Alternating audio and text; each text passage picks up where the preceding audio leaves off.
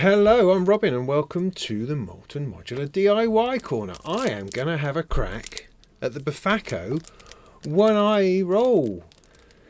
I'm going to forever call it the Oneiroi. I can't seem to help myself on this one, so I'm just going to go with that. But you know what that is. Yeah, you can see what that is, I think.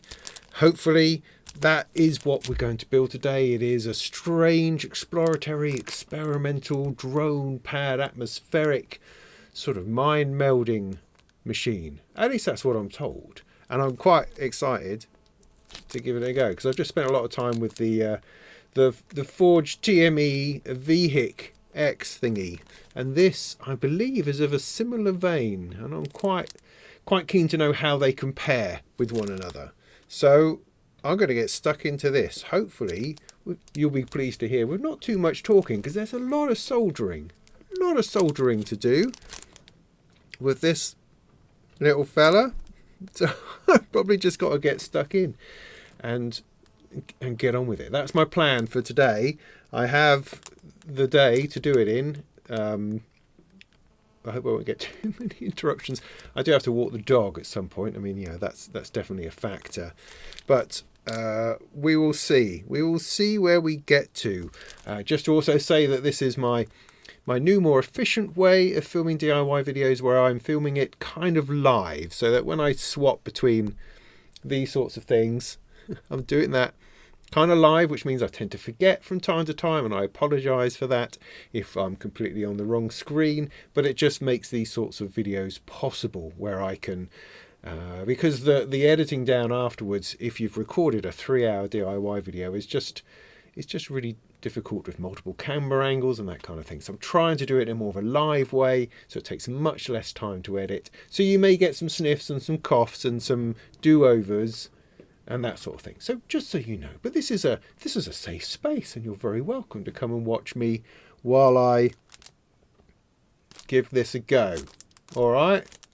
Hopefully, I really would like it to work at the end. I think that's very important at this point. That's definitely something I feel that we should aim for when we're trying to flipping build something. Right? So, good. That's looking good over there. If I look over there a lot, it's just because I'm checking what screen we're on. So I think we should probably get to it. I mean, before I do anything else, let me hold this up. Hold this up. Oh, to the camera. Oh my goodness. In the hope of getting a decent thumbnail. This is my thumbnail shot, okay? You ready? Something, just want to get the reflection off that a little bit. Ooh! Something along those sorts of lines. So, enough talk for the moment about irrelevant things. And let's get to it. So let's have a look down from the top as I show you the bits of kit. So this is the front panel, which looks lovely, I have to say. It is a big chunky module, this. Look at that. Milled aluminium, I think you'll find. That's really nice. Stick that to one side. We're not going to need that for a little while. Then here we've got 2 PCBs. This looks like the front panel one. It's got the front panel screen print on it, and then this must be some other thing that's got all the other garbage on. Yeah, I'm a professional. I know exactly what I'm talking about. Looks like we've got a thing that's going to go over a thing there, I reckon. Yeah, I've got the measure of this. I should think. Wonder what we're going to be doing first. So what else do we have in this kit? We've got a bag of Funky Conk patch sockets. Got a bag of knobs. Because there's a lot of stuff, I'm going to keep them in their bags for now until we need them. There's the Befaco tool. I now have a lot of those for screwing on the nuts. A whole bunch of capacitors. I can also see various transistors. Probably diodes in there. No, they're somewhere else. And other bits and pieces. Quite a few of those to stick on. There's some diodes. That's a row of diodes if ever I saw one. A bunch of resistors. I think that's going to be first, which is cool.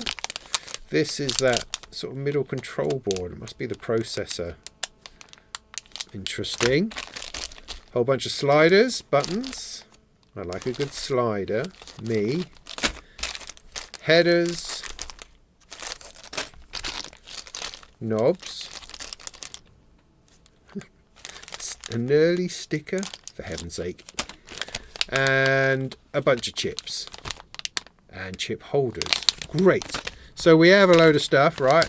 I'm not going to go through a bit of materials or anything like that. I'm just going to assume, right, that it's kind of is what it's supposed to be. And if we hit a problem, I'll worry about it when we hit the problem. Just to show you the build guide. So we're going to be using the paper build guide, essentially. They did send me a paper version with this, but it was so long ago that it's a bit out of date. So I'm going to use the online one. I'd also like to show you this, which is that coming through? Yeah, which is the interactive eye bomb. Now what this is about is that you can select the component that you want to look at, and it appears over here on the board. So it shows you where these things go. So if you're ever in doubt as to where a resistor goes on the board, if you can't find the number or there's some kind of confusion, you can come here and you can see exactly where everything goes. It's just awesome, completely awesome. However, we're going to use the assembly guide. There we go, got that up. Good. So, with no further ado, not messing about anymore, let's I'm going to turn on my soldering iron. Let's have a look. So it says, thank you for choosing one of our kits. Are we still on the map? Yes, we are. Blah, blah, blah, blah. Build a load of stuff, have fun, and all that sort of loveliness. That's just great. Okay, so, have fun, it says. Yes, have fun. Of course, we will try our best to do that. And then it just says, resistors. It doesn't say anything more than that. So my assumption, right, at this point, is that we're just going to solder them. I think that's it. You'll be soldering both boards at the same time.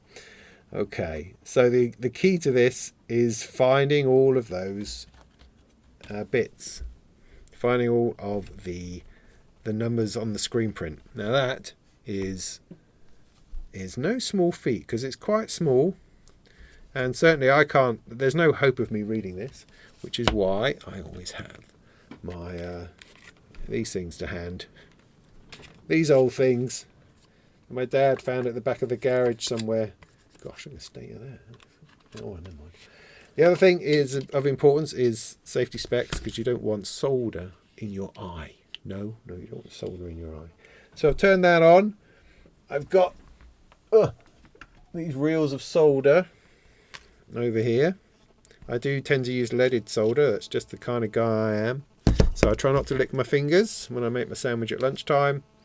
And I also have a fan over here, which hopefully is not hitting the microphone, and it's just going to gently blow away the fumes so that I don't inhale too much. I mean, there'll be some inhaling, no doubt, but you know, just trying to keep it under control. So with my safety specs on, with that on, I need a little bit of water in there, which I have over here.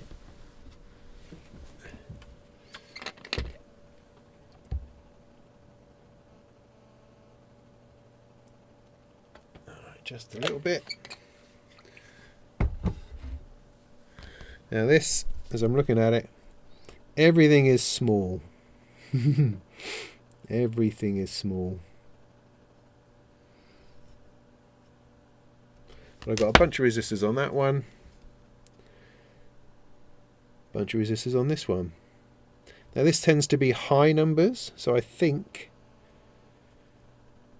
I'm going to start with the other board. That seems to be the plan. So, resistors. Let's see whether they're labelled or not. I suspect that they're not. I suspect that we might have to use the multimeter. We shall see, right? We shall see. So, diodes. I'll put those to one side for the minute.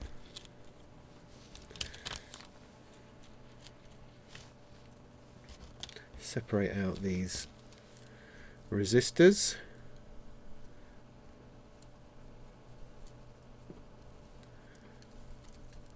Yeah, okay, that's one roll.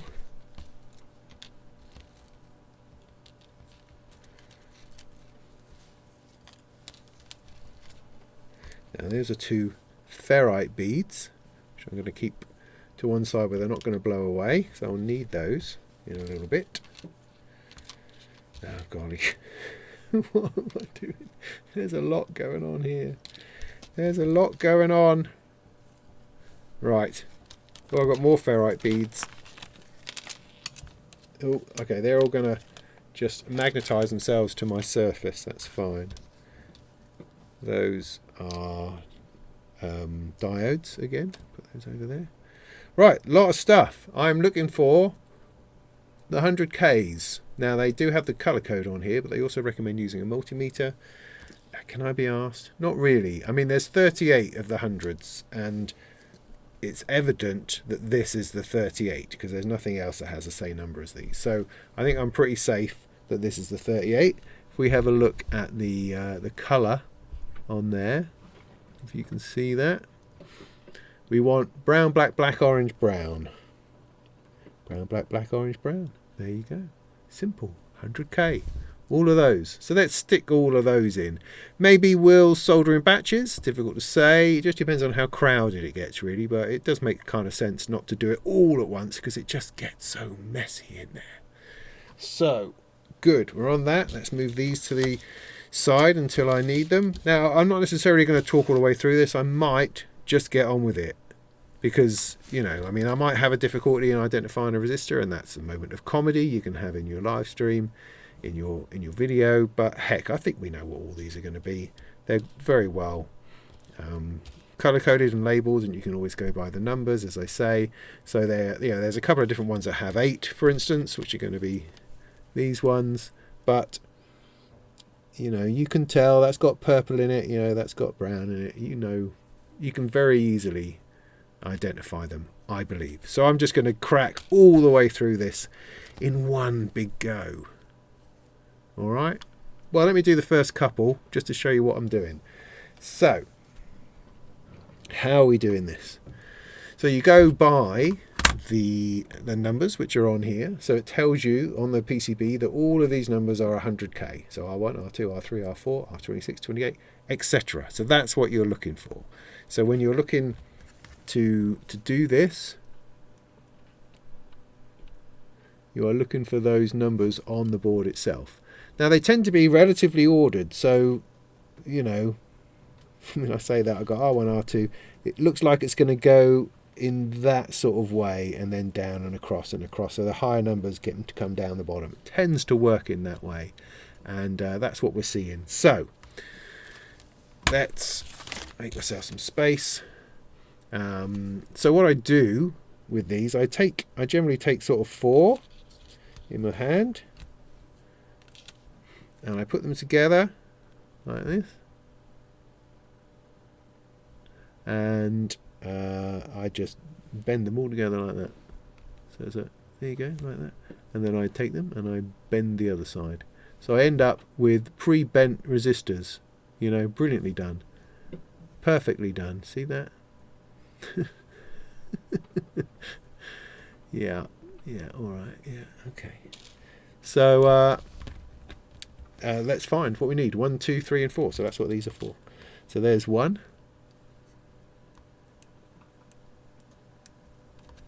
Now I do also tend to put them all the same way round. There's no reason for that other than it looks nice. And sometimes I forget, sometimes I can't be bothered.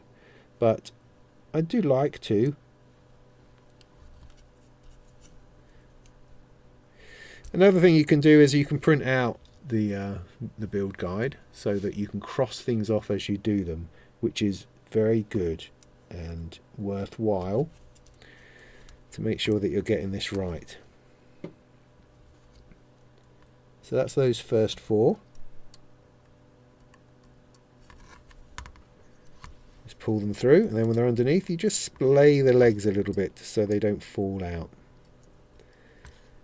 That's the idea. There's no way you can do this without it being slightly annoying in almost every respect. But there you go. That's those in there. And I am going to do the other 34 and then the rest of the resistors. I'm just going to get on with it. All right. Is that okay? Yeah, I'll probably speed this bit up and add some music so it doesn't take forever. See you on the other side.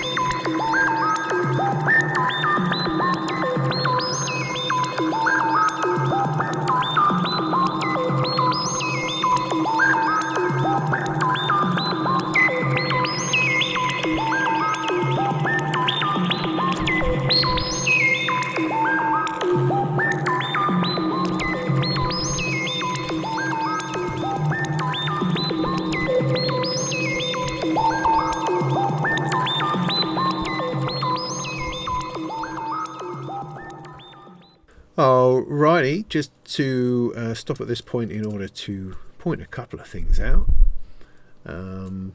That was all fine. Finding is fine. It seems that the second board, all the resistors start with a 1, so it's like 100 and something on this board, and this is under 100, so that's helpful. So anytime there's a component which is 100 and something, it's going to be on the second board, not on this one. Have I got the right way around? Yes, I believe I've got that the right way around. Let's play those ones out. So let's do our first bit of soldering together then. I think that will be fun.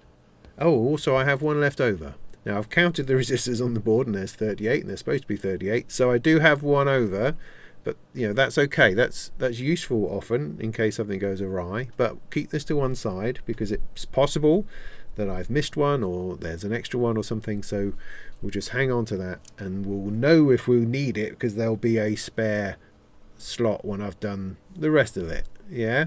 So to solder then, you can solder in any way you like. Any way you like. Keep all those things. Just stick it down. This is going to keep everything flat and pushed up against the PCB, which is what you want. I've got a soldering iron here, a half decent one, a Hacko one, which costs about 100 quid, I think. And generally speaking, I dab it in the sponge for reasons I can't remember. I jam it in the copper stuff. That all seems to be what it's about. And I get hold of my solder. I'm going to start in this corner. You see that all right? Just about. Let's bring it here. I heat the pad and also the leg, sort of coincidentally, I suppose. And then I present some solder. I watch it slide onto the leg and I release. And it's a beautiful thing. Very, very beautiful thing. Let's zoom in to crazy levels so you can see that on the other leg. So I do that. I'm heating it up just about. Trying to get the solder in there. Solder starts to melt, goes up the leg a little bit and on the pad. That's probably alright. It's a little bit beady. I tend to overuse a little bit too much solder, generally speaking. But on the whole, I would say having too much is a little bit better than having too little. But there's a couple of great, perfect ones there. And all you do is keep on doing this all the way along. Every now and again, scrape off the solder that's all over the end of the soldering iron as it starts to get gloopy and in the way. Otherwise, you can sort of navigate the legs as you go. Put the soldering iron on the pad. Give it a split second, just a second to warm up. Then apply some solder. Watch it travel itself around the place. And that should be good. Try not to breathe the fumes. Right, I'll continue to get on with this, and I'll see you at the other side.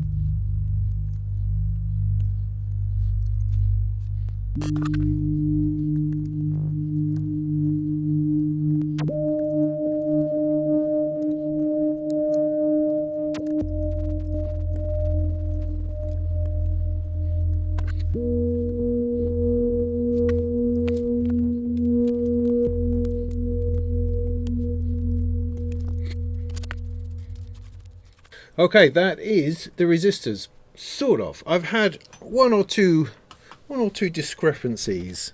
First of all, I've got 4 of these left. I'm not sure why. There's only 2 on the thing, but hey, that's a bonus. And the other thing is at the bottom of the list, there's a single resistor that I don't have, that was not in my pack, and it references that this was a 100k one in the old one. Now I had one 100k left, if you remember. So that is that discrepancy, one of those sorts of words. So I guess my question is, because this has been changed from 100 to 110, and what I don't know is whether that's because of a board revision or because the thing just works better with 110 than 100k resistor. I don't know. So I'm going to reach out to Befaco just to ask before I solder this one. So I'll keep that to one side for now. That's just number 76 on here. There were a couple of bits which were a little bit tricky to see. The banding on the resistors was difficult to read. Couldn't read the grey one at all. But kind of got there in the end in some ways by the process of elimination. I think perhaps with a lot of resistors like that, it might be worth going on a printed out version so that you can cross things off as you get through, because it is beautiful. Because it is very possible to get yourself lost and retread ground. But at the same time, only one resistor can go in one hole. So, even if you do it out of order or you miss one, you'll end up having to come back to it because you'll have resistors left. But that is all of those resistors on here, on this board. And not quite so many on this board. Oh yeah, also number 99. 99 was here. I said that this board had resistors numbered 100 and above, but there's actually 99 is on here on this corner, just in case you were looking for it. That's great. So I think I might stop for lunch at this point. So that's taken me, I started this at about 10, it's about 12 now, so it's taken me a couple of hours just to do all that. I mean, I've also been talking to camera and messing about, and I did go and make a coffee, which is now cold. Now there's a whole bunch.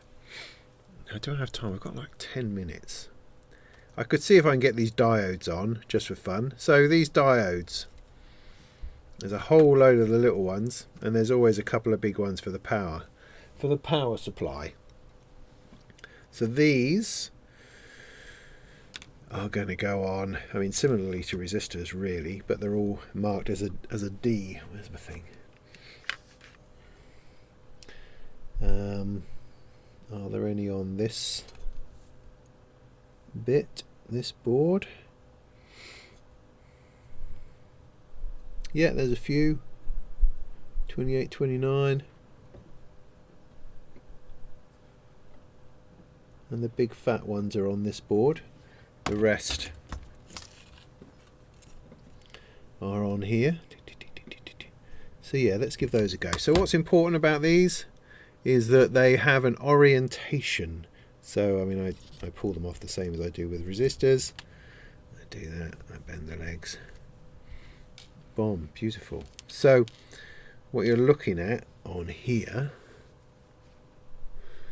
is, you see the black line, yeah? So that corresponds to a line on the board, because diodes have to be the right way around. So you see this one here, D8. See this one here, D8. Is that D8? Yeah. So this is going to have to go that way around, so that the black line matches up with the line on the screen print. Similarly, this one here has to go, yeah, my fingers don't bend that, has to go the other way around because the line is towards the other way. Do you see that? So these have all got to go in the right way around. That's very, very important. But otherwise, stick them in, solder them, just like you did the resistors. Cool. I'm going to go with it. I'm going to go for it now that I've only got 7 minutes left. Yeah, no. There's 28 in total and 2 of the other ones. Let's give it go.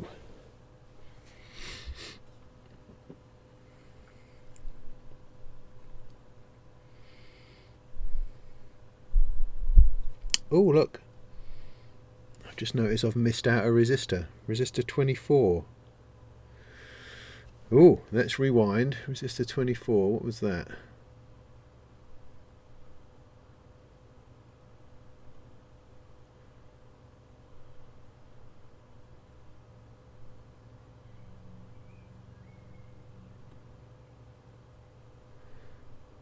'24 was a, oh heck, was a red, violet, black, red, brown. I don't have a spare.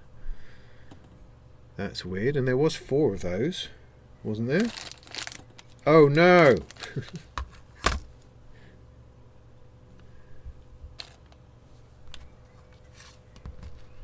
Now it's possible I've dropped one. Okay, this is going to be a bit of a problem, I think. So 24 is there. So what else was it? In 20? Oh, I've missed that one as well. What is going on? 16 and 13. 13 and 16. I've missed that. So I'm in troubles. I'm in troubles. Now I have these 4 left here. That's odd. That's very odd.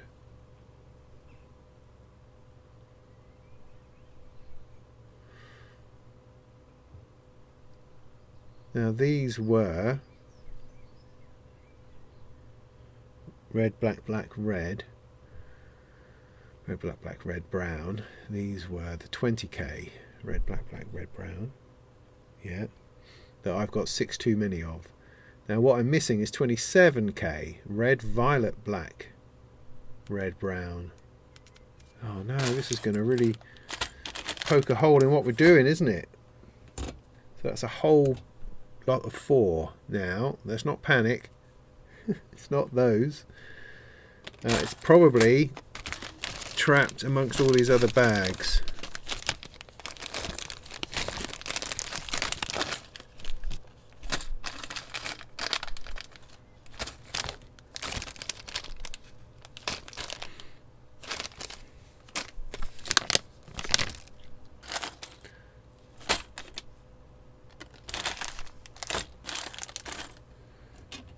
I didn't accidentally put them in anywhere else. I'm all in resistors. I haven't put them in a... No, it would be odd to get all that completely wrong. Oh my goodness. Oh, these are all in resistors. Yeah, yeah. Alright, so it's not in amongst those. It's not these ones. It's definitely not red, violet, black, red, brown, is it? Red. No. No way that's violet. No, it's not that. It's not the spare one that I've got. It's not those.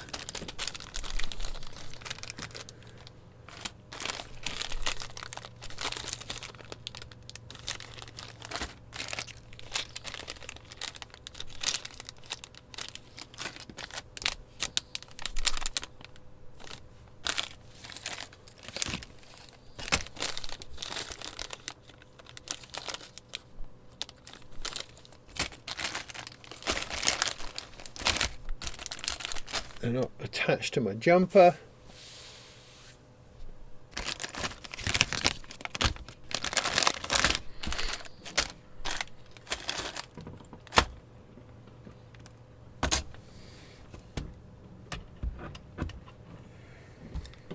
No, rats. Are they in the box?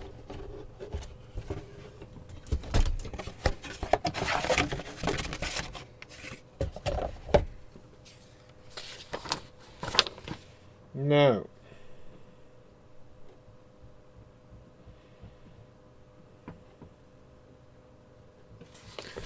Okay, so in mine here, this is going to be the difference. All right, so I'm not seeing a violet down here at all. So I've got a little bit of a difference going on. So I probably do have 6 of the other ones. Yeah, I've got 2 lots of 6 here. 6 of the 20k, which is what I've got here. Ah, I've got a difference. So there we go. And that's 13, 16, 20 and 24. There we go. That's where the problem is. So by the looks of things, I'm going to have to stick to the old assembly guide. I mean, that makes sense, doesn't it? It does. It does. It might be worth Befaco putting a note on the new build guide just to say if you have an older revision, then you might need to check. You might need to check that. Just sort of cross-reference. You did cross-reference the earlier 100k, which was cool, but you didn't cross-reference this other bit.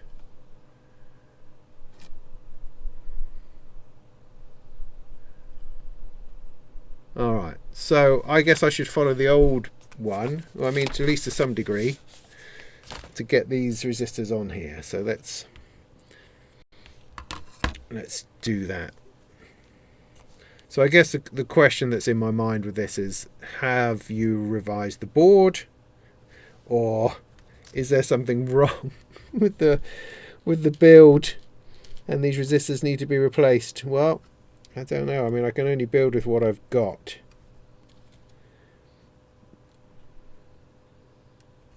And I think I'd probably better continue with that for the moment.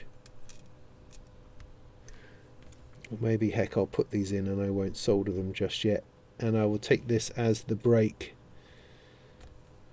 and see if I can get a quick note out of Befaco about it before I solder them in.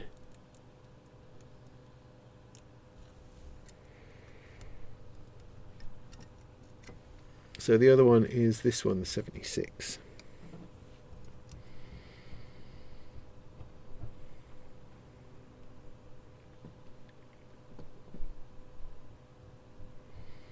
Where is it? Over here somewhere.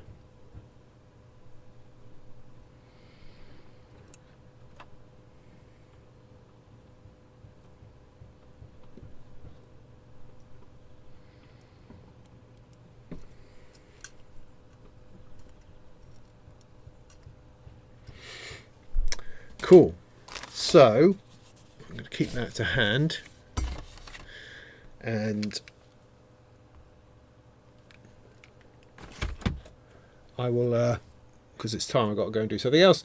I've got to go and do the dog and stuff. So I will give Befaco a quick shout to see whether I can work out what the difference is here, if there's any, if that's important or not. Obviously, if you've got a more recent kit, then this is not an issue for you. But if you've got an older one, let me see if I can work this out, and I'll be back to do all the diodes and the next stuff. I mean, just the resistors is only as far as we've got, so this is quite an epic build. And we're back. We're back. Dog has been walked in the rain, and I've had some lunch, which is lovely. It's always good to take a break when you're soldering. Now, to the question of these rogue resistors, I mean, they're not really rogue, are they? That's the point, is that the instructions I got and the kit that I got are the same and match, and that should be fine, and that should be what I'm working from. Now, using a more up-to-date assembly guide from the internet is also a sound idea, but when you run into conflicts, you've got to use the kit that came in the first place, because that's designed to work together. So I'm just going to have to go with what I have and have the confidence that that's what we're supposed to do. Yeah, I've sort of created an area of doubt for myself which doesn't need to be there. So these extra, or rather these different resistors, these 4, I'm going to put them in, and then I'm going to get on with the diodes. I think that's the way forward. It's the way forward.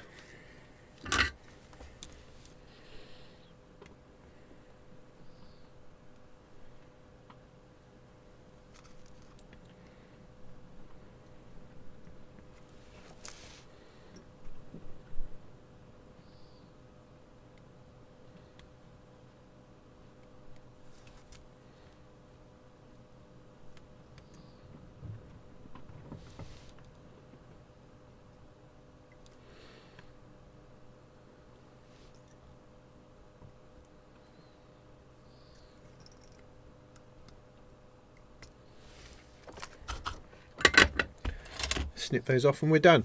I have to say, these snippers are okay. I bought some wonderful snippers from Thonk, and they were just the best thing. You'd be amazed at how much difference it makes to have a good pair of leg snippers. But they've somehow disappeared, and all I can think is that I must have used them when making some Warhammer with my kids at some point, and they've ended up in a box somewhere. So all I can find is this ropey pair of Citadel Warhammer clippers, and they're okay. They're not a patch. Not a patch on the other ones. Anyway, what can you do? What can you do? So, we are now moving on to the diodes. The diodes, I did the whole thing about the diodes, didn't I? Got to put them in the right way around. That's what's important. And we need to keep a couple of legs when we cut them off in order to put the ferrite beads on, which we'll look at in a minute. So I'm just going to stick these in. Well, let's do the first couple and then we'll move on from there, yeah? So, here, whoop, this way up. So looking for all the D's. I'm going to do it in order, just to be sure. D1 is there. So, make sure that the black line goes to the line on the board. That's what's important. It's also the lined one, it tends to also be square in this case. So the square hole gets the black line. So that's one.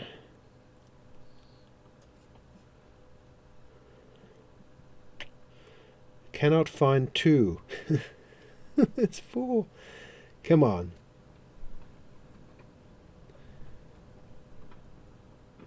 There. Black line, square hole.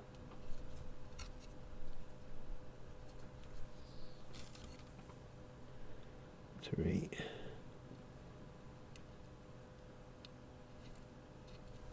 Got to get this right. This is the one place where you can absolutely mess things up by having them round the wrong way. Your thing will not function. 4.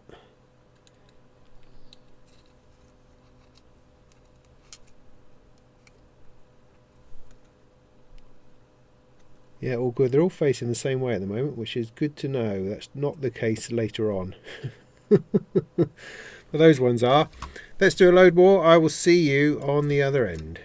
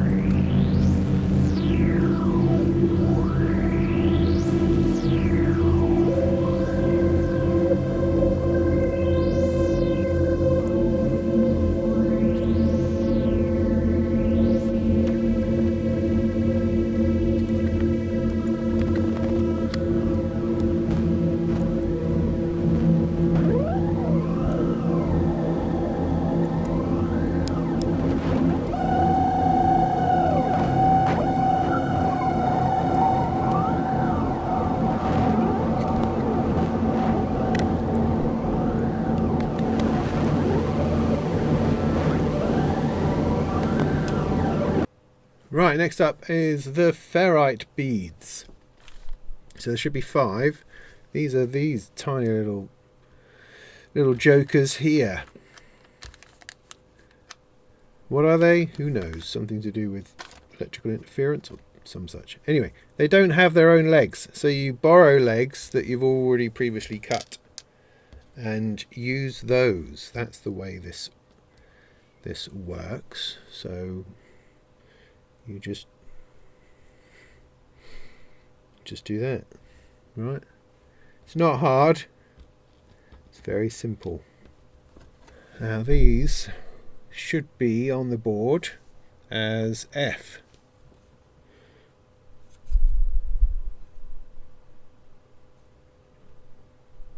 There's one there. There's a 3.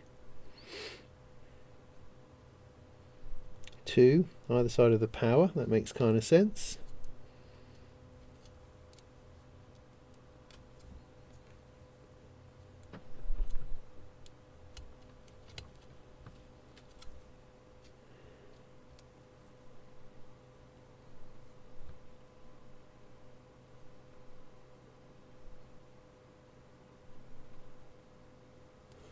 Two more over here, 4 and 5.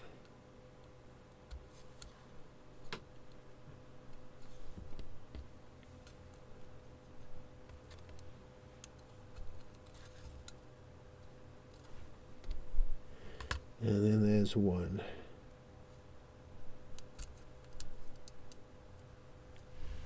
Simple, easy. Put those in.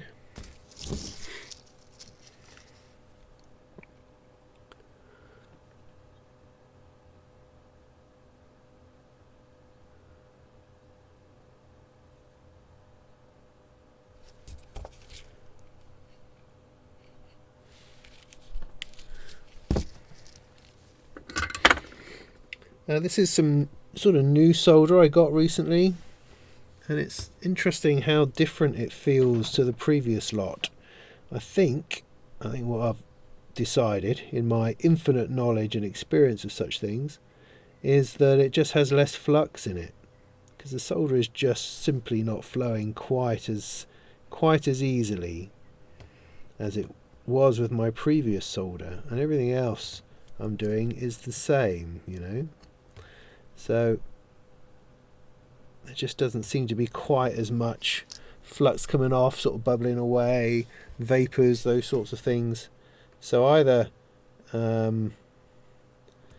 this is falsely advertised, or just the content is less, and that's just how it is.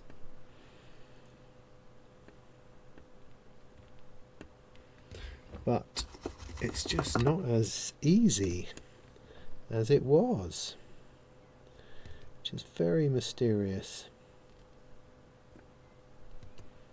and annoying.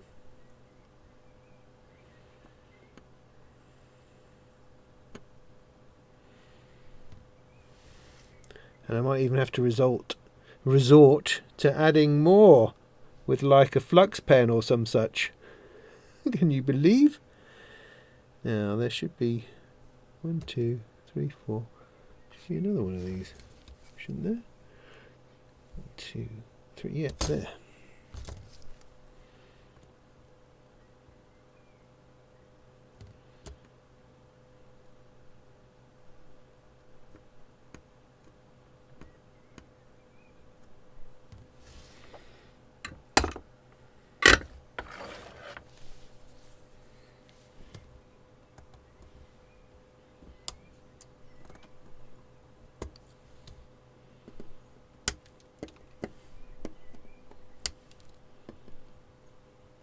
Okay, moving on to the IC sockets. Now that's this business here.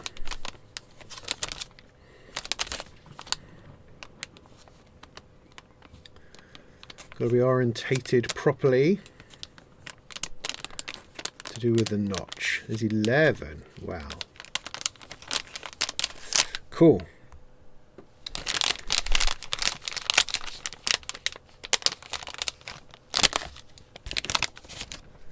So obviously I've got the chips on the other side, which we'll put in later. But for now, I've got a whole load of these, 3 of the bigger ones. So you should hopefully be able to see on here a notch. That needs to match up with a notch on the PCB. Similarly on this one, which also matches up with a notch on the chip itself. So this is important to get right. Absolutely.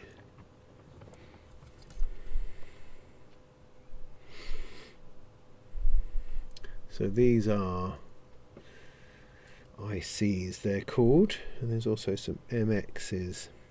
I don't think there's any on, yes there is, there's one there on that board. So there you go, an IC9.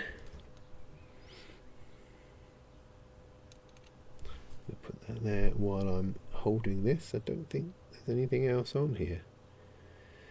Now obviously when you turn this upside down to solder, that's probably going to fall out. So what we can do, right, is we can try a little bit harder, make sure it's around the right way. If we hold it and then use our nail just to push a leg or two over, or pull. Gosh, that's refusing to do anything. That should stay in when you solder it. Is that one there? Yep, I got another one here, IC10. Put that in. Got IC11. So they're coming out of the woodwork now.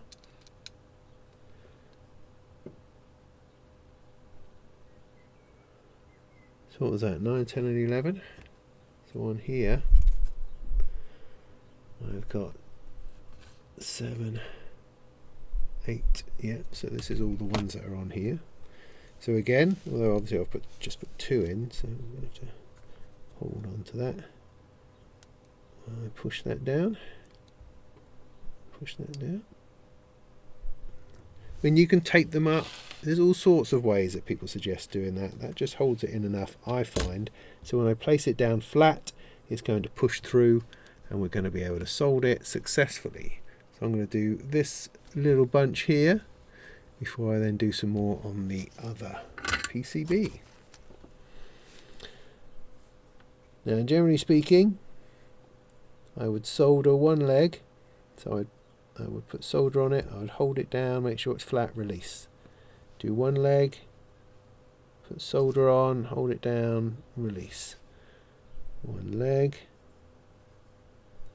solder on, hold it down, release. Now I'm going to check that those are more or less flat, and one last check to make sure they're the right way around. The notch is on the notch. That's looking good. They're all looking flat, so I can continue and just solder the rest of it without any worry. If I can find it on the back, here we are.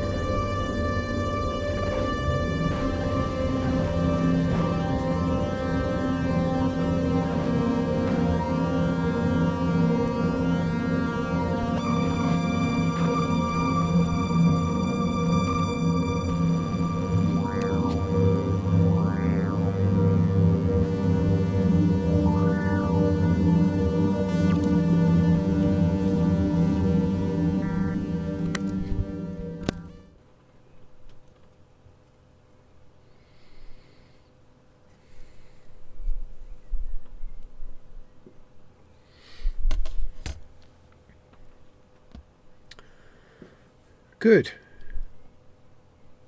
All right. Moving on to the USB connector. Looks like it might be in here.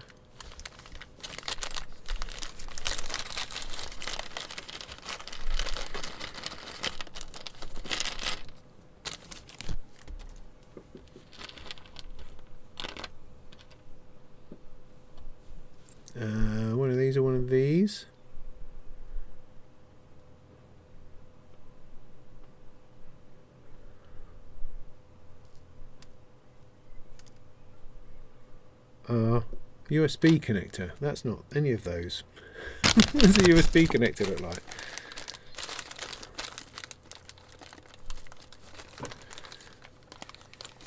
I do not know. Right, let's have a bit more of a search around. So not those bits yet.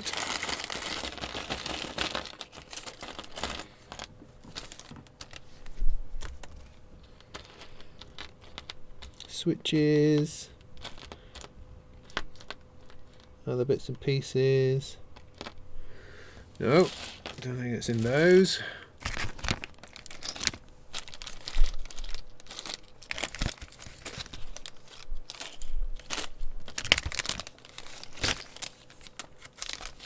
Pretty sure I saw it. I definitely think I saw it.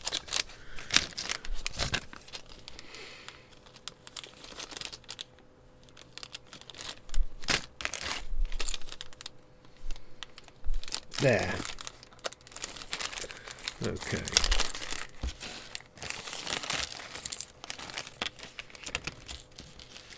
So we're going to get to all of these capacitors in a minute, but in the meantime we've got this little thing here, which I think is a USB-C connector. So on the PCB marked as J1. Let's assume it's going to be on the edge somewhere.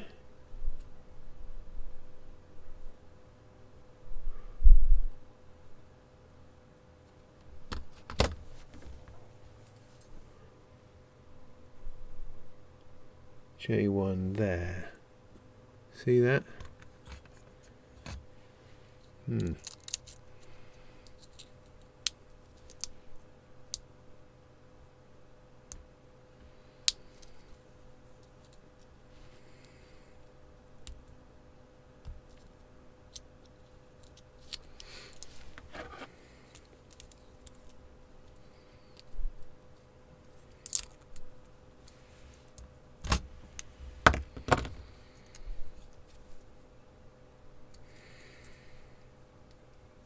Can't get it out.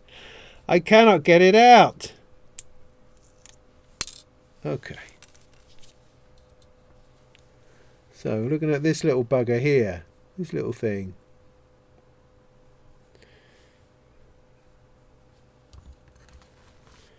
That goes in there. Like that. I would have expected it to be poking out the side, but this seems to be going straight up. Does that worry me? No. Should it? Possibly. Well, I mean, I guess if we put these two bits together here, you can see that it makes room for it. So that's cool. So that goes there.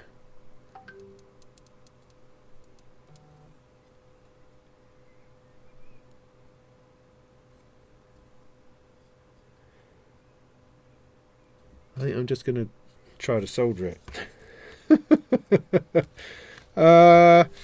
Right, let's just see if I can get that down. Yes, I can. So it needs to be flat. Now this is the tiniest of tiny solders I have ever seen. I think that's soldered. That's ridiculous. I'm going to turn it over just to have a look. Yeah, no, that's good. It's crazy small.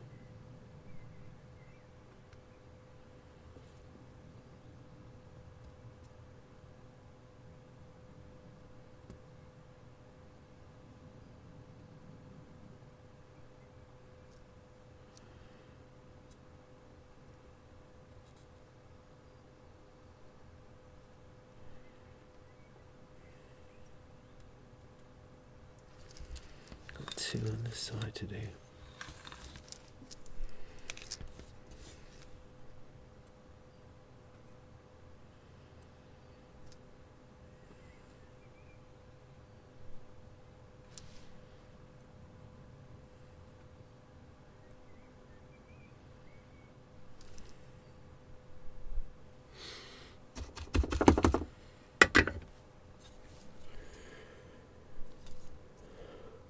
Alright, that's slightly bonkers. but that is on. Sticking up like that. Okay, I've just had word back from Befaco.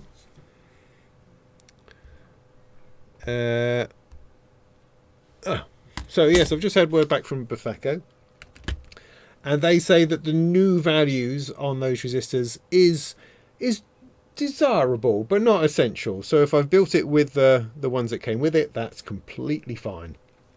But this was a little tweak they did down the line, which who knows what that actually did, but they say, if you have those other values knocking around, then use those. So what I'm saying is, if you have an older kit and you are following the new instructions and you run into this disparity between the resistors on the page and the resistors that you have, then if you are able to get those other resistors, if you have other ones knocking around, then that is the most ideal situation. But if not, just carry on as you are, and you'll have a Oneiroi absolutely as fantastic as my one will be.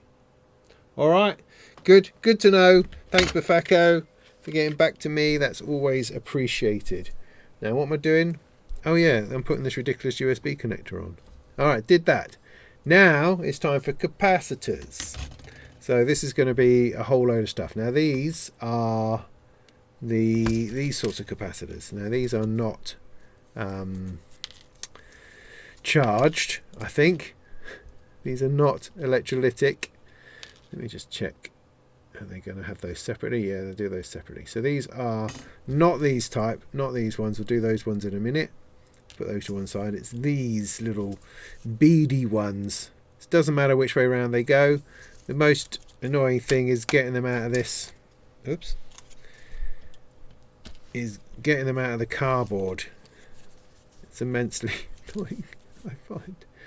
You can sort of pull them out, rip them out, cut them off, various ways of doing it. Whichever way you do it, it's an absolute pain. But there we go. Now, with a bit of luck, these will have a little number on them. They do.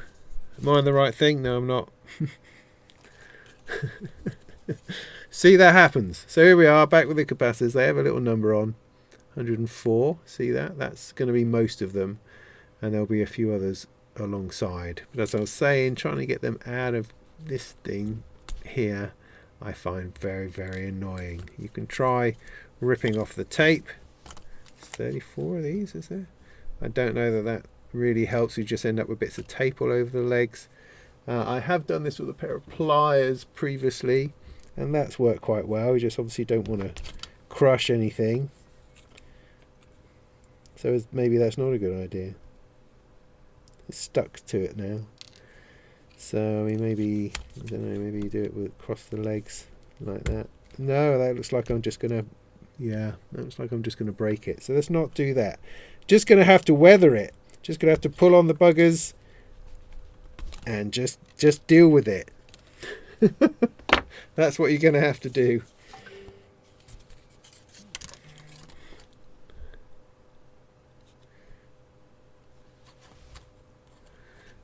Like so. Oh, okay. Look, I found a little. If I rock it a little bit, that seems to work quite well. But anyway, these are the 104s. I don't have to do that while you're looking. We've also got 6 of these, and these are 2i2s, the 2n2s. Yes, they are 6 of those. The other ones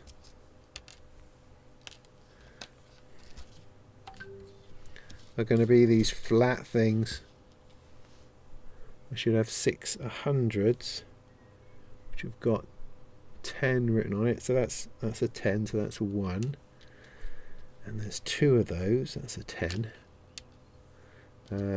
These ones here. This is a 101. There should be 6 of those. 101. 1. That's a 221.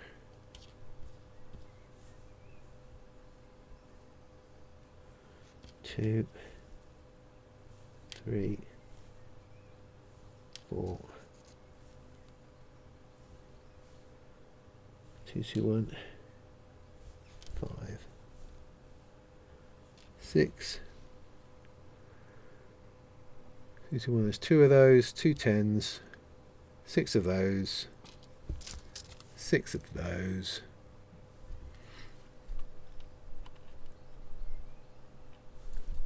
Yeah, got it. Those are all the ones. So I'm going to jam all of those in, and I will see you on the other side.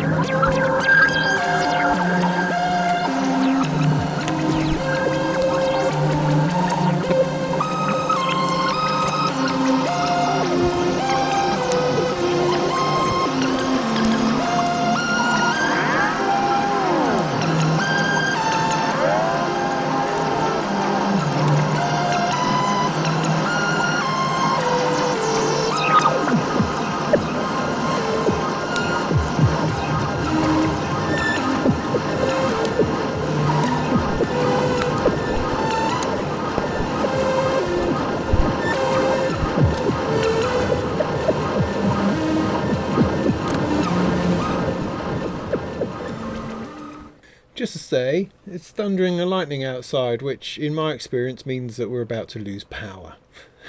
So this all might all be for nothing, which is a shame, because I imagine if the power winks out, then my video that's recording will probably corrupt. So that's exciting, but we'll see. We'll see how we go. We'll see how we go. Anyway, I have something interesting coming in from Befaco, which is the idea that there could be a mod that I could do to my board after we have this chat about the resistors and it being a little bit too late. There may well be something else that we can do. Anyway, let's just going to wait for that. Oh, I can do the other capacitors while we're waiting. So we've got the electrolytics to do, which is these ones. Hang on. Which is these ones here, these ones. Now these do have a polarity, these have a charge. So you've got negative and you've got positive. Now negative is the short leg, long leg is positive, long leg positive. That's what you have to sing to yourself, long leg positive. Now this is, I don't know, what does it say on it? 10 microfarad. So there should be 5 of those. 1, 2, 3, 4, 5 potentially. And then there's one more, which is something else, which is the 47. That's the 35. Where's the 47? They all look the same. There, that's the 47. So that's the different one. They all look the same otherwise. That's great. And that's the 47. That's separate. In fact, let me put that one on first. That's C56, which sounds like it's going to be on this second board. C56 right there. So long leg. Let's get this absolutely right. 47. Definitely the 47. C56, which is there. Long leg positive. Positive. So the flat bit of the circle that's on it is negative. Positive is what we want the long leg to go into. So that goes in first. Then the negative. Then that's in. That's how you have to do them. Right. So, oh no, I think they could, well, they might all be on this page. All be on this board. So, C38. They're very obvious. C45, 40, 38 over here. Long leg positive. Long leg positive. This is a 35er. Long leg positive. So it's 38. 40, long leg positive,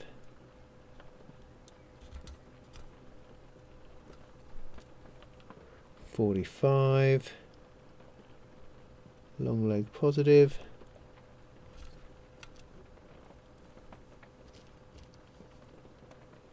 52, long leg positive,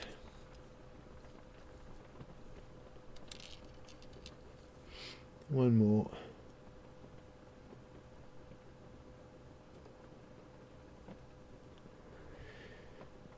53, long leg positive.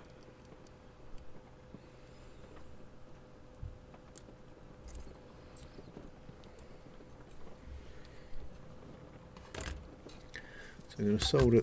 Ooh.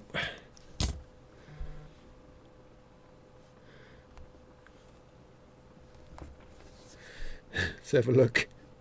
See what's going on. Ooh, heck.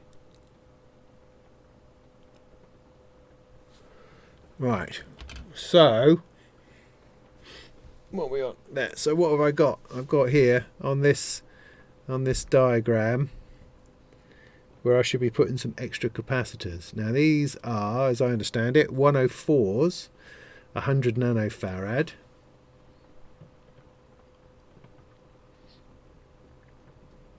Like the big lot that we put on.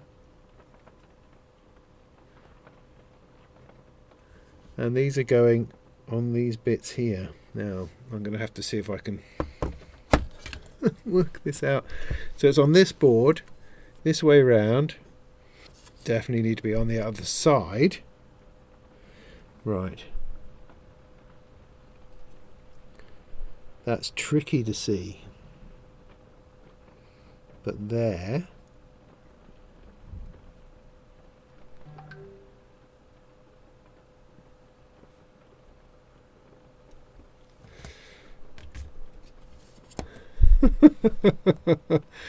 Tricky. Tricky. So what I need is some extra 104s, which I happen to have because I have a nice box of spare capacitors. These are 104s. They look a bit different to those. Hang on, I better just check that that's all right.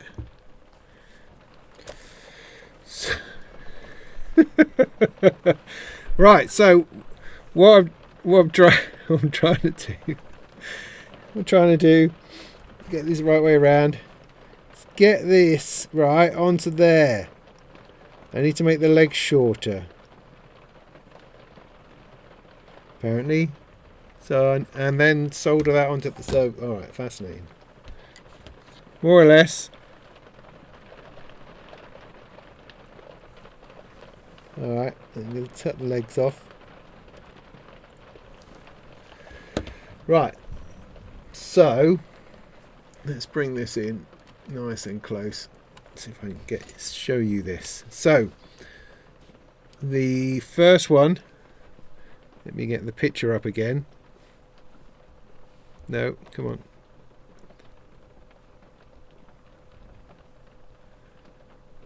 Where did it go? Where did it go? Here. So we're near this. Going along from that is the first IC holder, which is there. And we're looking at, right next to those two legs, that resistor there. See that?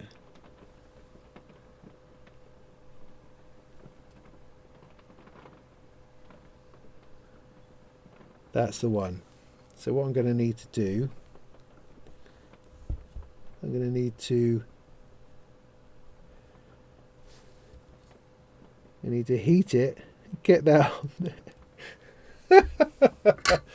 Oh yes, no bother at all. Now this is apparently about smoothing out the CV a little bit. So I mean, obviously at my own risk, but I think why the heck not? This is kind of exciting stuff. So I'm going to heat that up, I'm going to add that to it and release. That should be good. I'm going to heat that up, add that to it and release. That should be good. What I'm going to then do is add a little bit more solder to it. Hopefully it won't just twang off. It might do.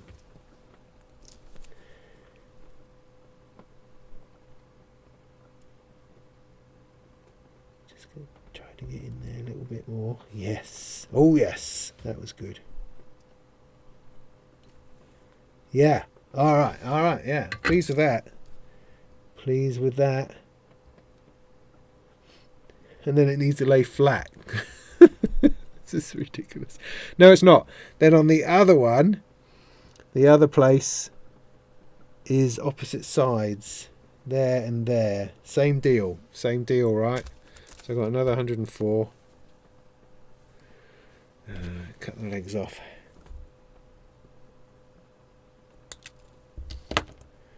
Give it a little bit. Right, can we do the same?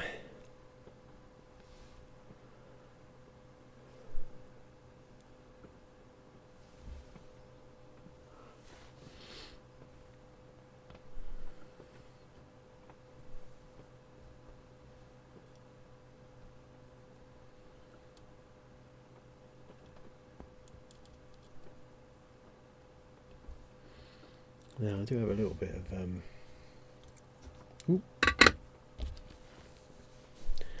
closeness on these two bits. I'm just going to try to make myself a little bit more wiggle room. Like that.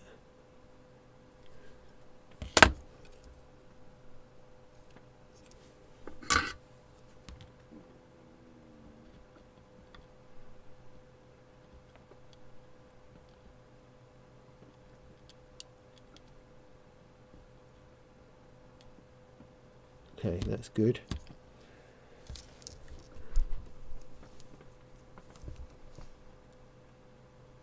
A little bit more solder to that one. A little bit more solder to that one. Oh, that's great. That's great. Do I have another one? Yeah, I do. I have to say, getting this, I mean, it's not expensive to get a little box of like a selection of capacitors in a little box from Amazon or something like that. You know, this sort of thing. That's all it is. Just a box of capacitors, capacitors. It wasn't expensive, and it's been useful just for bits and pieces like this. Just to have the ability to either replace something you lose or break. Or to do little mods under the direction, of course, of someone who knows what they're talking about. So this one does the same on the opposite side.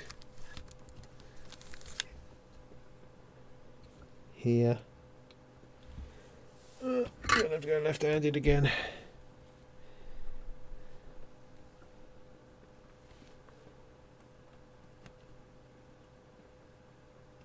And the great thing obviously is that I'll be able to blame Befaco when it doesn't actually work. So I'll be able to say, oh, you made me do this terrible mod thing, which has broken the whole thing.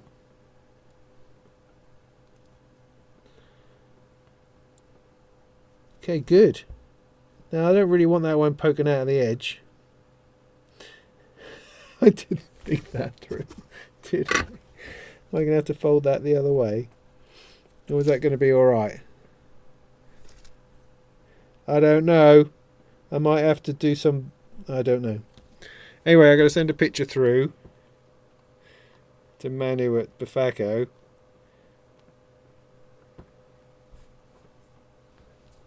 And see what he thinks.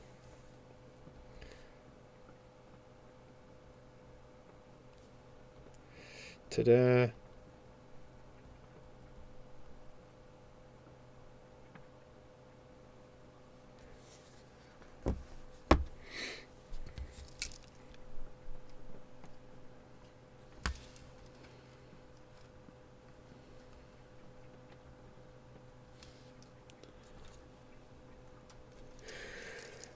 Good. Right. So while he's mulling over that, I will get these electrolytic capacitors in.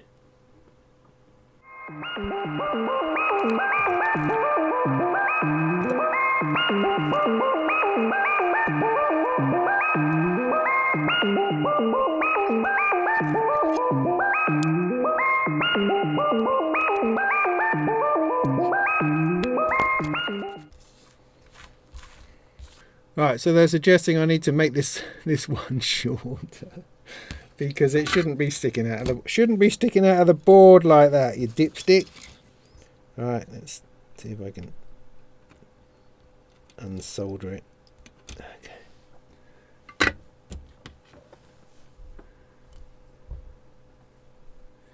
Mustn't touch other pads.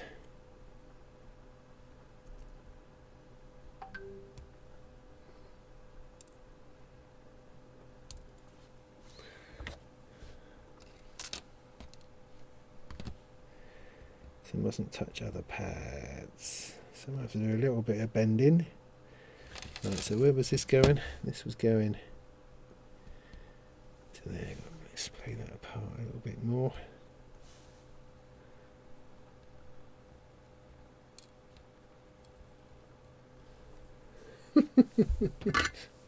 Oh goodness, goodness, goodness. Right, if I try to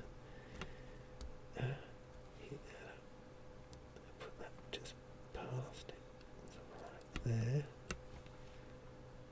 This one a little bit like that. Right. Well, this is a little side adventure, a little side quest we're having here. Trying to get this to work.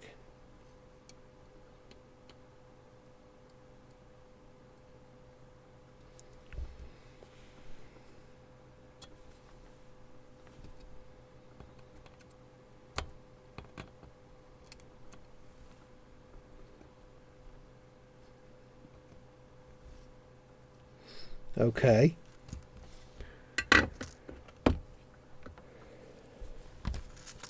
So these other ones, you've just got to make sure they're not going to short anything. So I'll push that in there. And that in there. Oh no! It's gone wrong. It's gone wrong. I need to get that soldered back into there.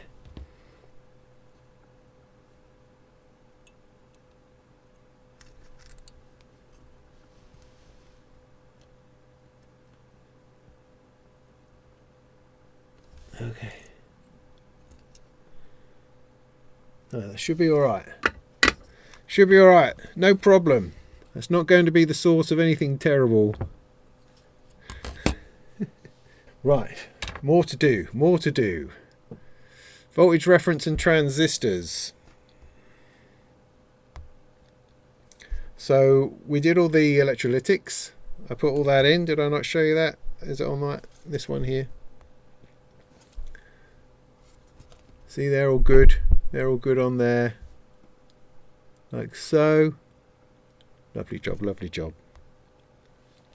Now moving on to the voltage reference and transistor bits. Now these are things that are going to have fallen out somewhere else before, like that one. I've got 3 of these, which are the 2N309s. 2N309. Come on, focus. Yeah. And this, which is the 4040. I think I can just about see that on there. I mean, I think that's right. 4040, yeah. Okay, so this goes in Reg 1. Voltage regulators are going to be on the thing that's got the power board on it, which is over here, I think. So, Reg 1, yeah, is there. See that there? It's going to go like that onto there. Spread them out a little bit more. Wobble it in. And the other one's a T1.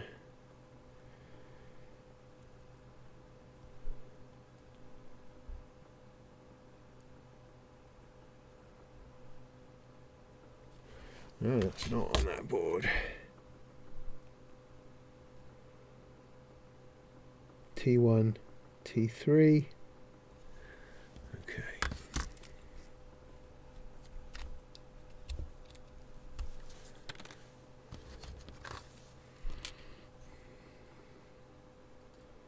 So T1 needs to be that way round, follows a screen print. Nice and easy. There's T3, the same.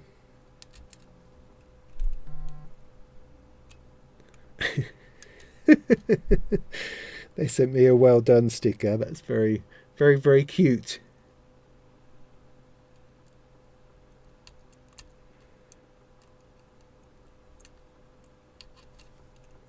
There you go, all the same way around. Easy peasy. Put those in. There you go. He says it's really not needed. Most likely you never would have noticed. That's brilliant. Thanks for the diversion. Just awesome. Nice to have. Lovely.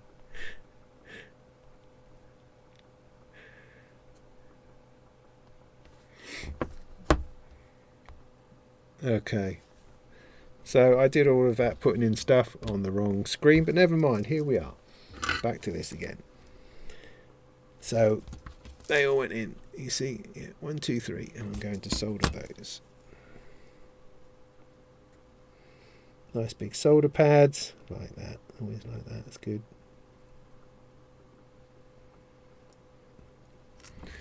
That's good. And there was one here.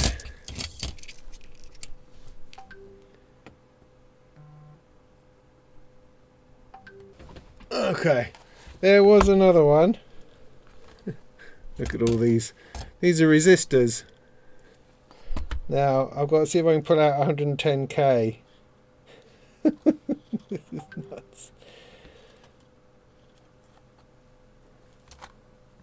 Right, so I'm doing another quick mod here while I got the guy on the phone. Right. Which is this number 76 I talked about, which was 100 on mine, but 110 on the newer instructions. So ideally that does want to be 110. Again, ideally, not essentially, but ideally. So I'm going to try to pull a leg out and stick a 10. So I've got this bunch of spare 10s. Try to stick that together in series, like that's ever going to work. Who knows? I think we should give it a go. I mean, heck, I've already wasted enough time on this malarkey. The trouble is I've got to get this out of there, which is not easy. So I'm going to grab hold of it.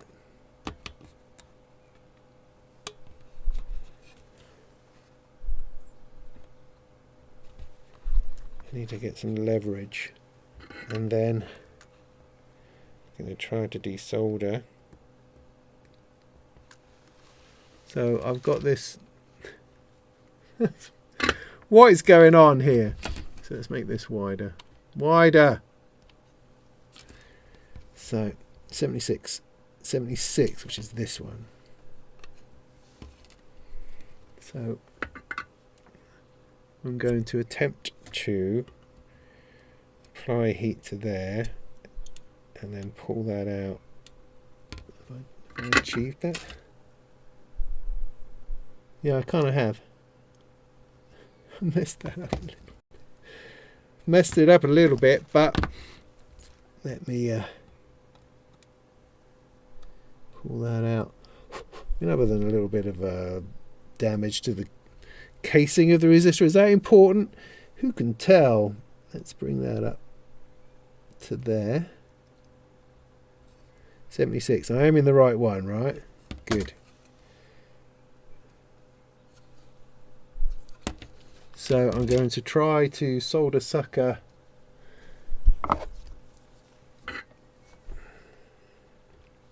the rest of this out.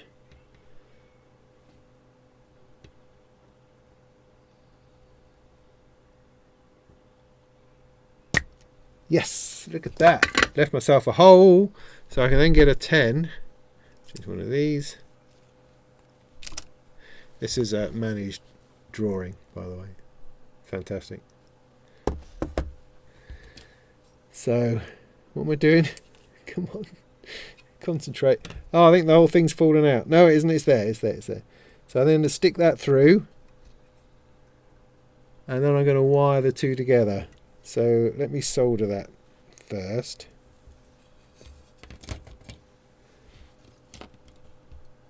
So that's in. Electronics is just totally fascinating how this whole thing works. You know, the physicality of it. Putting two resistors together like this in order to... Oh, see, that's rubbish.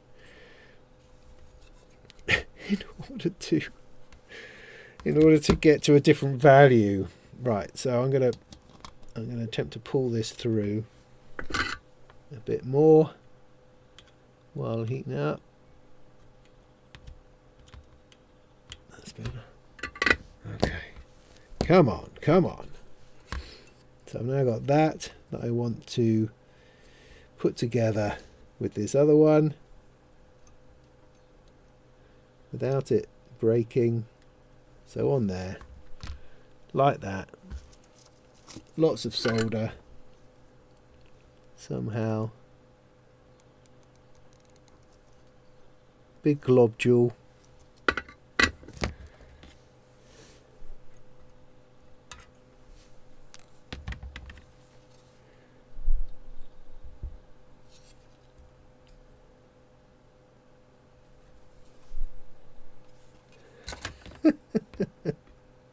Just brilliant. Let's get these other bits off here while I'm here. That's very exciting. I better send him a picture. Now I'm going to run out of time for today if I'm not careful. That's the only thing. While all of this is fun and that.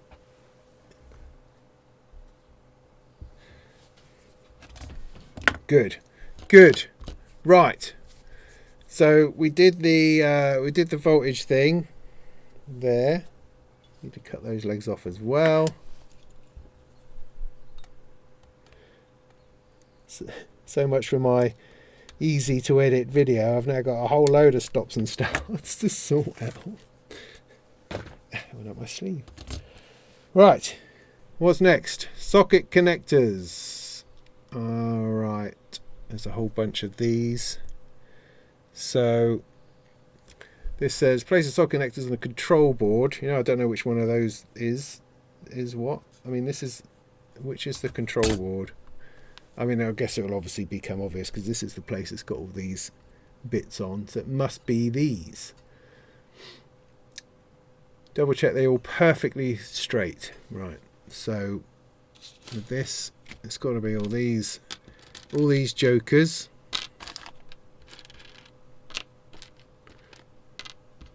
Mostly. Let's see where we get to. So there should be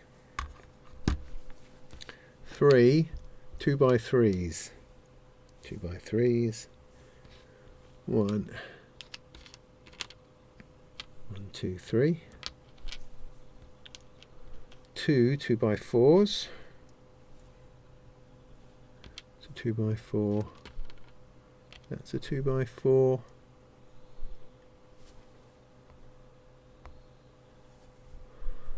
1 2x5. 2x5. 1 2x6. Yeah. 1 2x8. Yeah. Then a 1x3. Yeah. 1x12. Yeah, 2x10. And a 2x20. Ta-da! All of that then. Right, okay. So let's start with these 3s in jumper 9, 13 and something else.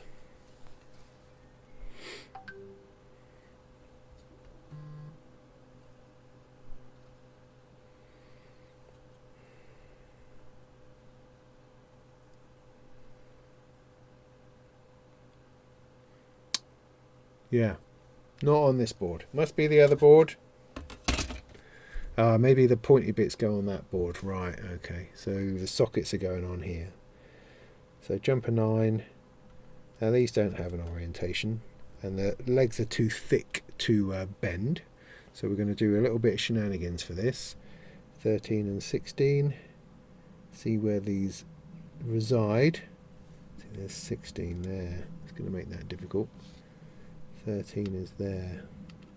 So what's the likelihood I'm going to be able to turn this upside down and solder it? That's the question.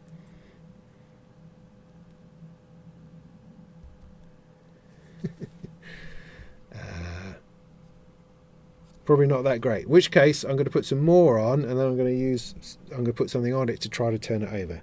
Let's see how we go. So these 2x4s are 10 and 15. There's 15. There's 10. And then the 2x5 is 12. 2x6 is 11. And we're going backwards. 14 is the 2x8. And then these 1ers. Maybe I'll leave the 1ers for the minute. I'm not sure where they go at the moment. They might go on the other side. Oh no, there's a jumper D. Oh, okay, we're looking at this bit here. Jumper D.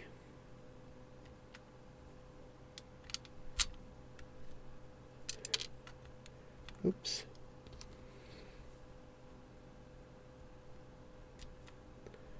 Right. So, soldering all of that is nigh impossible, I would say, even if I am clever. Can I get this on all of them? You know, I can. So I'm going to hold that nice and tight. Going to flip it. Try to get it down without letting anything slide. Like that. Alright. Alright, alright.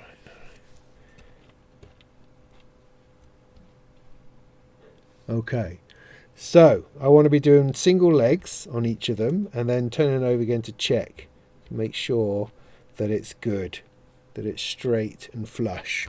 So that is the plan.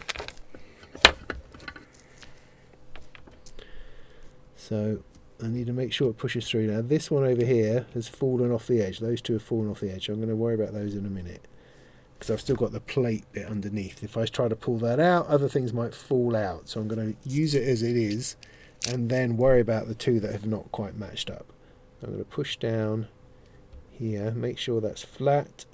I'm going to give it some stuff, hold it and then release. This one here, give it some stuff, hold it down, then release. this one here, hold it down, then release. Where else am I? Got this one here, hold it down and release this one, hold it down and release. You can see what I'm doing, yeah? Just on a single leg. Make sure that it's as flat as possible when you release. And these singles are a little bit tricky. Okay, I think I pretty much did that. Like I say, I've just got a couple over here that are not flat. So I'm just going to push down, bend it a little bit, pull this out, and that's going to be flat. So I can do that one. Same idea. This one.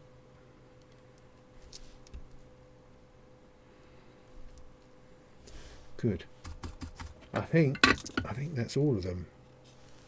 Yeah. Right, so now we have a look. See if they're all more or less straight and flat. You know what, they're all looking pretty good. I think that's all pretty good.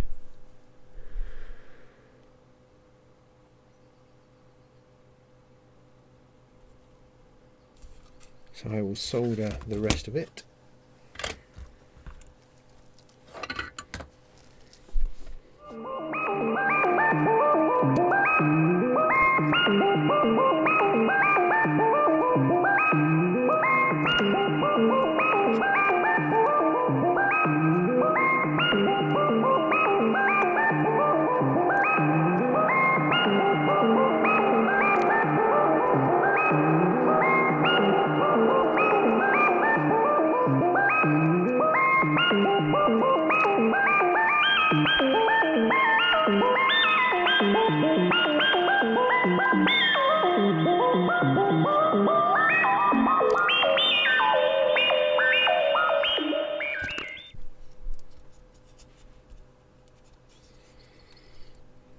Okay, looking good.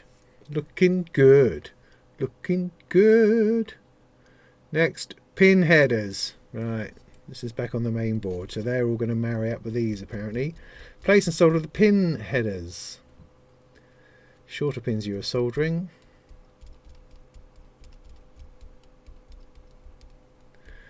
Now, the traditional way of doing this, at least the way that I've always done it, is to put the socket, the things in the thing, and then place this on top and then solder it. And that way everything will be straight. Yeah? This way up, this way up.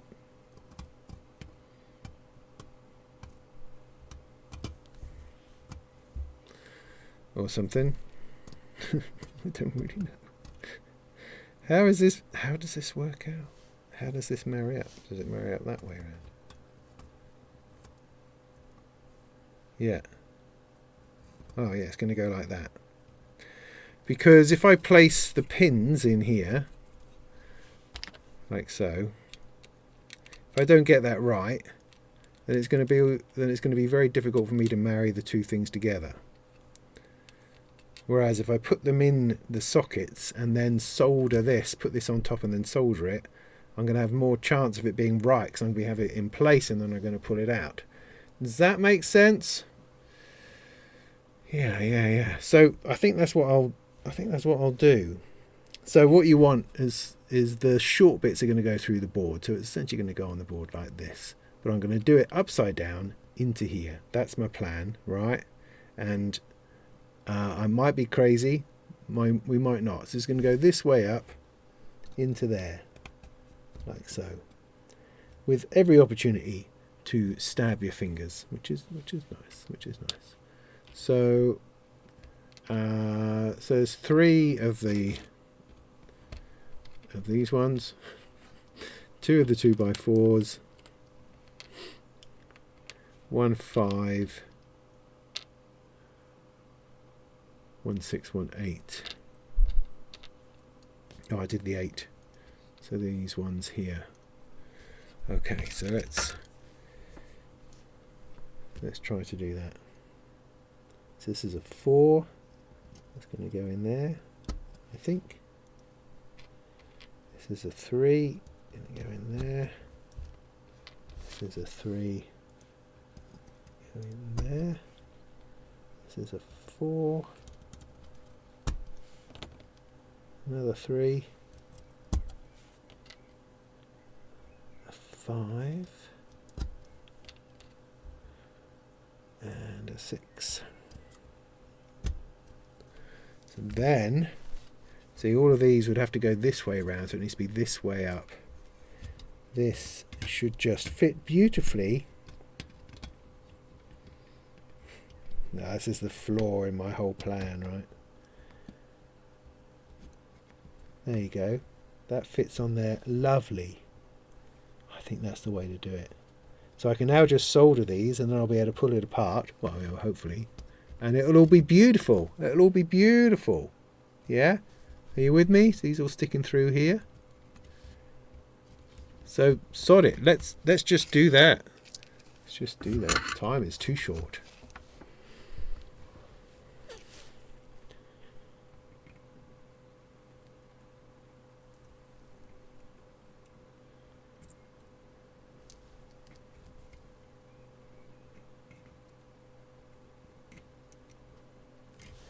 So I'm not having to do like one leg and then check it and then check it. I'm not trying to turn it over with all these pins in.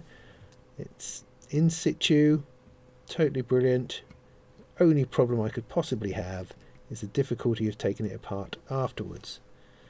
So there are potential difficulties to come, but shit, I'm in it now. And the likelihood of my sort of builds is that I have to take things apart anyway, so this has to be able to work. But you know, there are quite a few pins going in.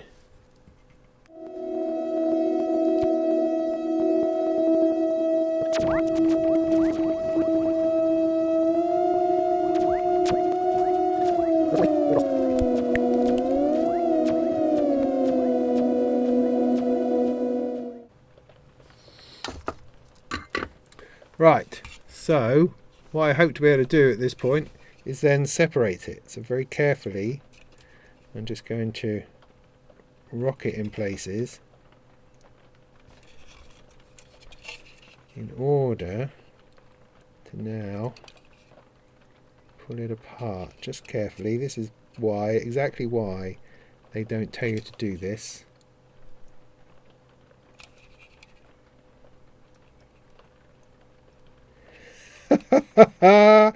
Oh, no, I'm getting there. I'm getting it, getting traction.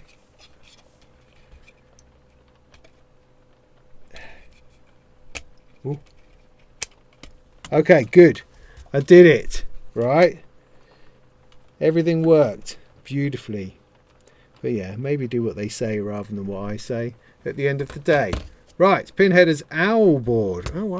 So this in here, right, is an owl board, which is like a DSP platform that Befaco have used with Rebel Tech and such like. So that is evidently what this is all based upon. Very interesting. Okay, be careful not to rub a balloon on my head. Right, so this has its own thing going on, and this has got to fit in here, obviously. To one side for a minute. Got a bit of rain going on as well, which is always fun. So this, how's it going to go? That way up? Quite possibly. Right. Place the pin headers on the silk screen of the owl board. And solder. So I'm not going to try to do this thing that I just did. I'm going to try to do it as they say. So I've got these.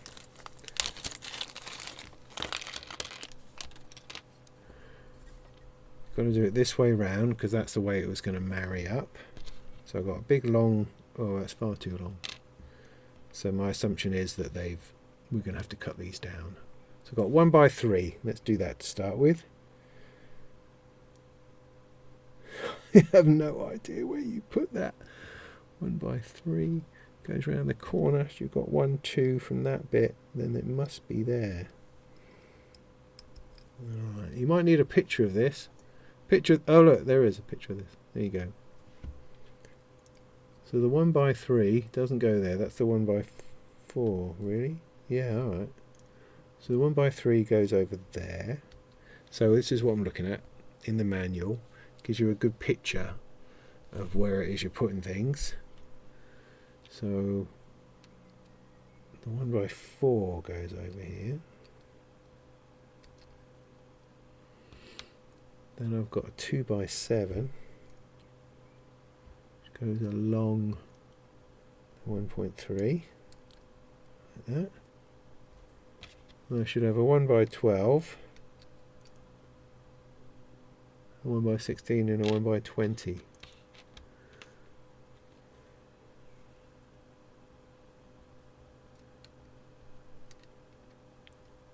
So that must be the 1x20. That does fit. Then I've got this, which presumably I can cut into 2 to get what I need. Yeah, cut from 130. Okay, so 1x12 and 1x16. So 1, 2, 3, 4, 5, 6, 7, 8, 9, 10, 11, 12.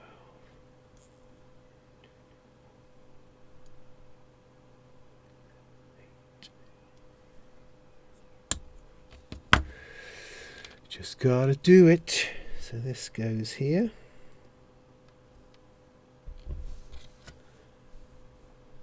And this has to be a 16.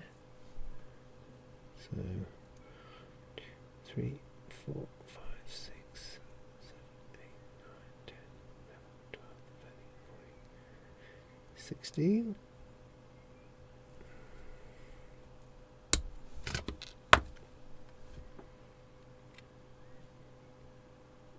Alright. Look it all up. Now I've got to solder all these straightly, right?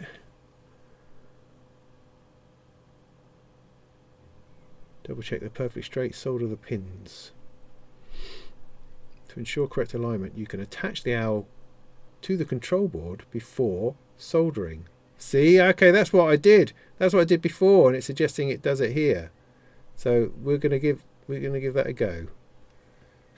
But I've now already. Well, okay.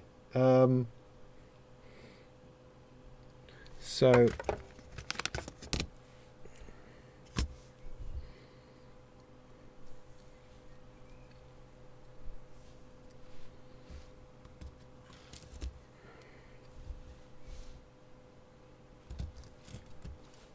right. So as before, this go into here. This little 3. No, actually goes along here. This goes alongside it. Like that, it goes on the outside. Then you've got a 4. That's not right, is it? That's not right. Yeah, it is. Apparently that is. It's like that. And you've got an outside in, outie and an innie.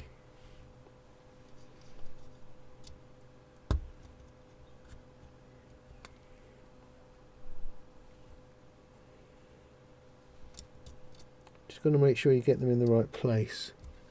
So using that guide out is essential.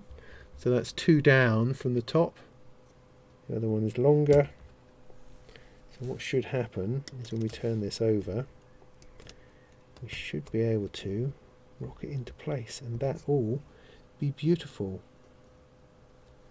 I think it's not quite happening. I haven't got that last line there. But yeah, no, that's okay. That's a missing hole. Good. That's all great. Look at all that. That's fantastic. Good. So I will just solder that, and that should be good. All right, we're cracking on with this now. I might have another half hour or so if I'm lucky. So just go to town. Go to town.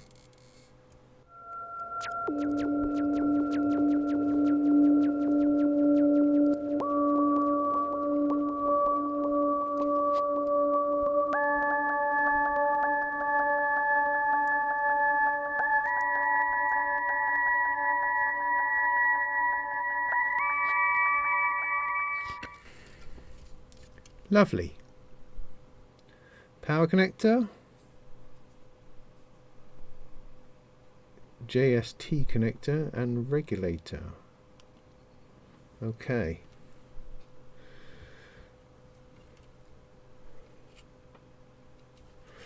Right, so the power connector is this one here.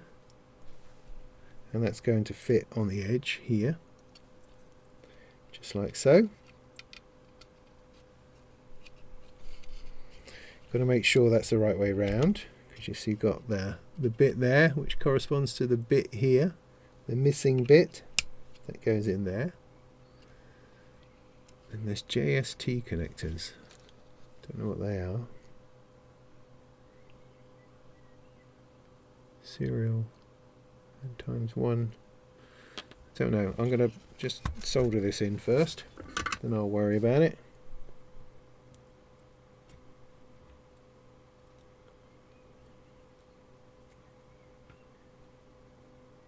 Power JST connector. Looking for serial, and I'm looking for ×1. There's ×1. There's serial. So what do these look like? Could be this.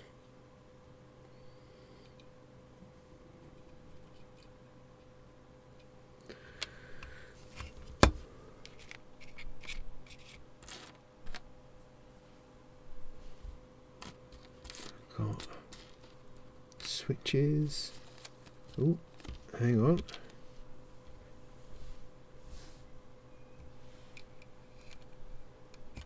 Could be that. And this.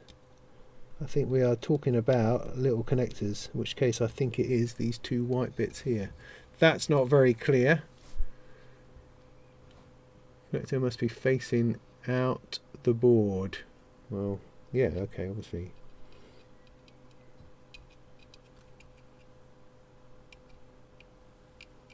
No, not obviously at all.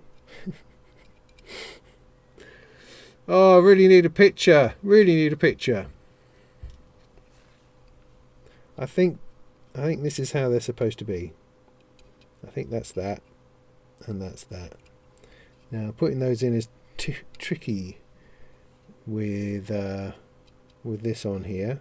The height of it's not going to work with anything.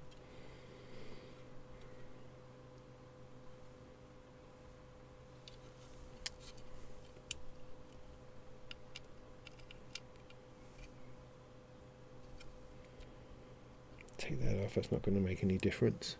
So we might need to rely on something else like blue tack or tape, which I don't think I have either of those things to hand at the minute. Do I? So what am I going to do? Just use a bit of foam or something. I can do one at a time, so I can just squish that on there. If I can get enough of something through, I can solder it.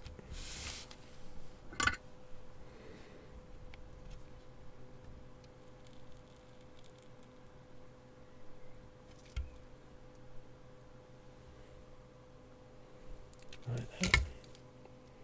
That's all right. That's okay. That's okay.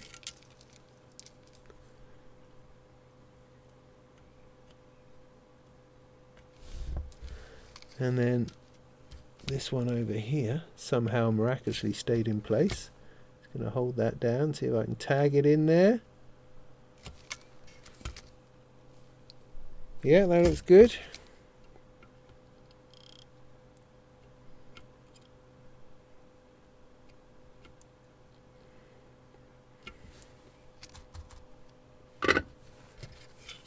That's those two bits in, and I think that's what it means by facing out. Pretty sure. I mean, I don't actually know. what other choice do I have? I can go with it. I think that's about right. Yeah. I wonder if there's a picture of this whole thing later on.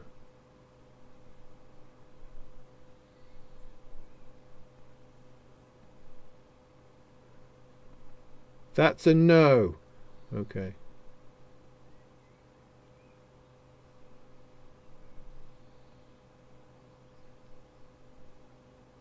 Okay, next we've got the regulator. Right, okay, so I think that is this. I think that's this black bit here. Make sure it's positioned correctly on the silk string. It's called U1.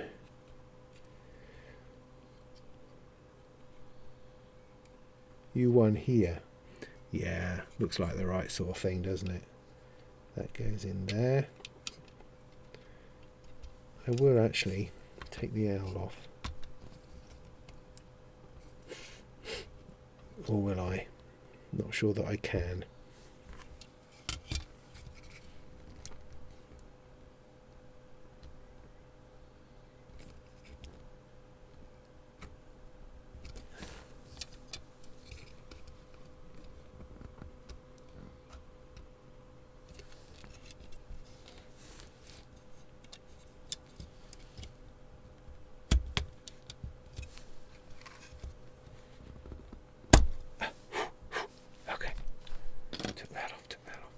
So I've got this fella here. Just going to turn that upside down, see if I can get away with it. I think I did. Good. Solder that in.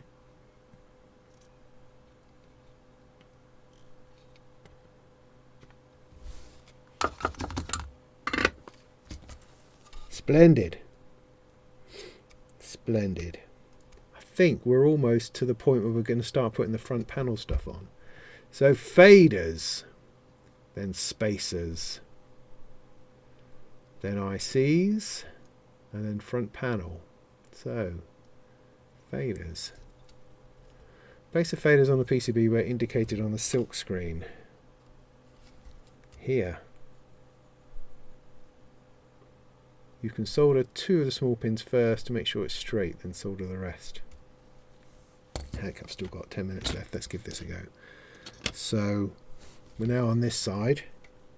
These are faders. They can only go... No, they're not going either way around. Oh yes it is. I see. So you've got the 2 little holes at the top correspond to the 2 things on the fader. Like that. This is not going to go easy, is it? Thinking about it now. Just like that.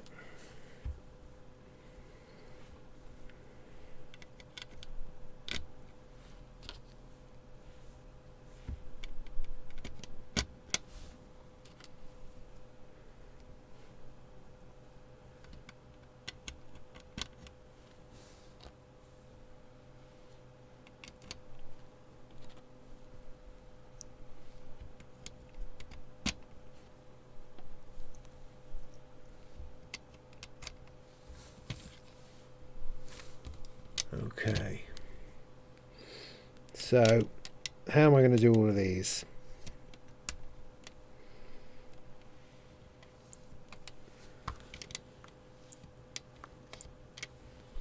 How am I going to turn it over to make that happen? I wonder. See, with front panel stuff, you'd often put the front panel over the top to help you with that. Now I could do that like so. That might help. That might help. I mean, obviously this isn't, I haven't got this quite right yet because it's not set at the right height. I mean, I could. I mean, I know that I'm jumping the gun a little bit here, but I could put a couple of these on, because these are going to sit in other spaces. I might not have the height exactly right yet. I'm just trying to make it easier for myself. You see what I've done there? Put those two on. I can put this like that, and that's going to give me a better grip on the situation. So I can now turn that over. Now when I place this down, that's all going to fall apart because that's already done that. So that's not going to work. That's the reason that's not going to work. Right, okay. Because that's holding them off. When I turn it upside down, these all pull out of themselves. So that was a thing worth trying, but it's not ultimately got me anywhere. But I think putting the cover on is still a sound idea.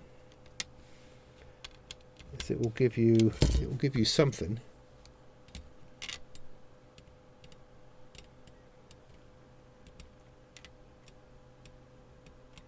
Come on.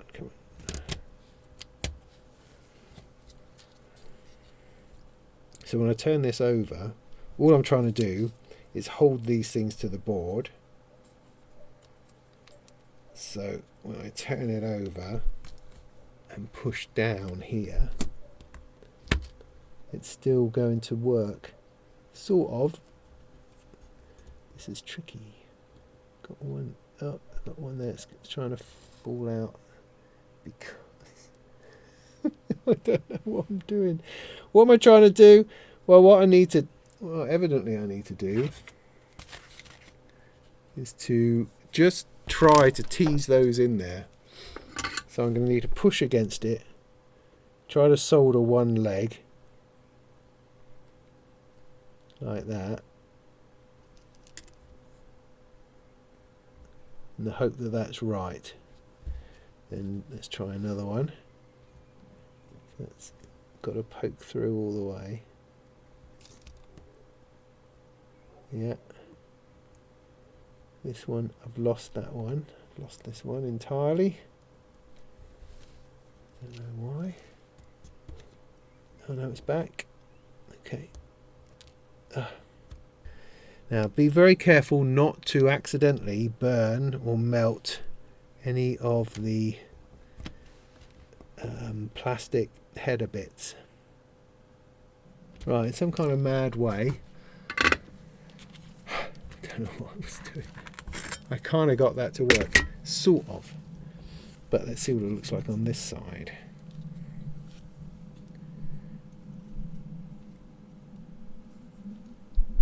Yeah, not too bad. They all look alright. I might just see whether, if I heat one up, whether it will push down any more. No, that, oh, you idiot.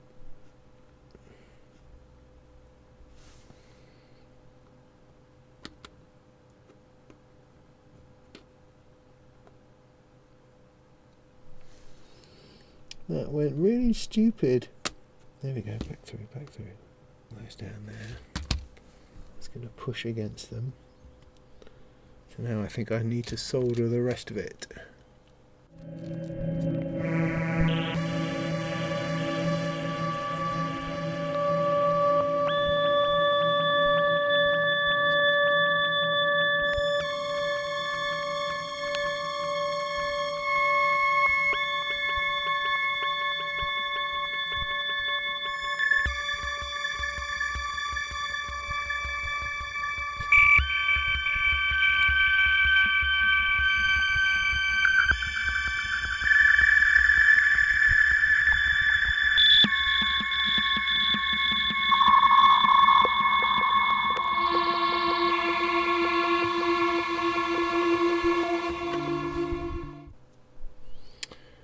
Very scrappy soldering, but those appear to be in. Right, spacers between faders, spacers.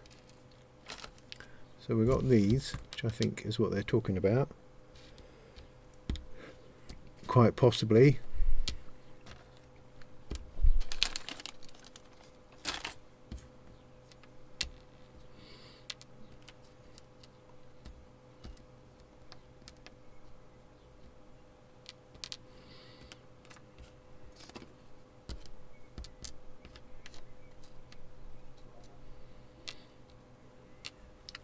Right.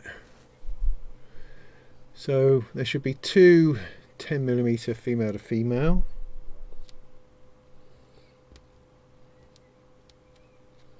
Socket to socket. Okay, that's the shorter ones, which are those two. And these two top face on PCB between the faders.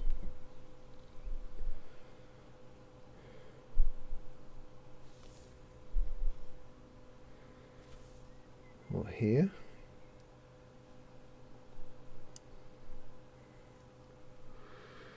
Don't really know. Secure the spacers through the two holes of the silver outline. Okay. So I'm assuming these little screws help out. Yeah. Okay. So what I think happens is it goes through here. It's between the faders. And then that screws onto there. So okay, so it's going to match the height of the what's-its further on. So we've got another one here.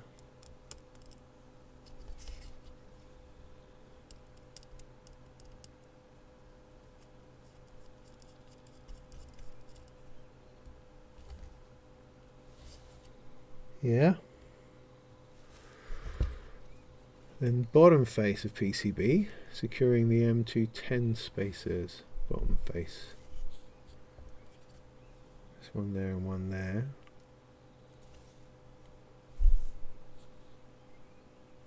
And then these are the male. What?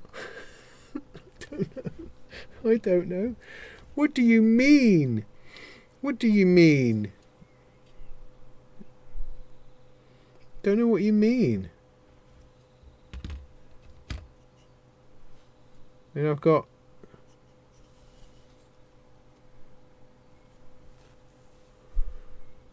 male, female. So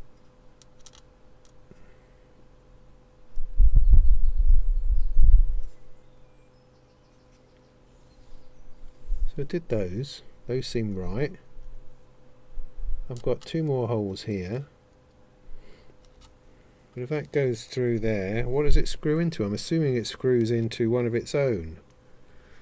Bottom face on the upper. I do not know.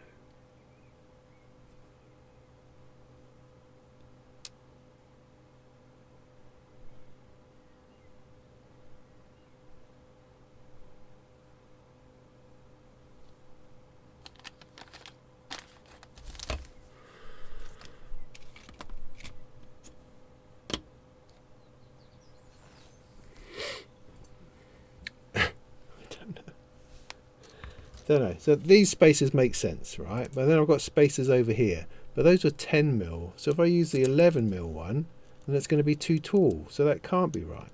So that has to go through there, right? Has to go through here. So, but these if that goes over there, but that's taller than that. So it can't be that, can it?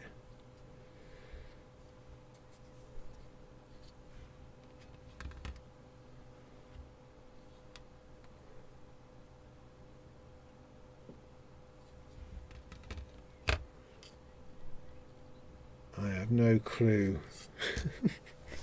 Well, let's have a look at the bomb.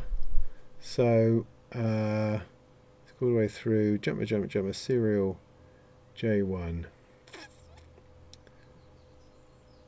Okay, doesn't have it on.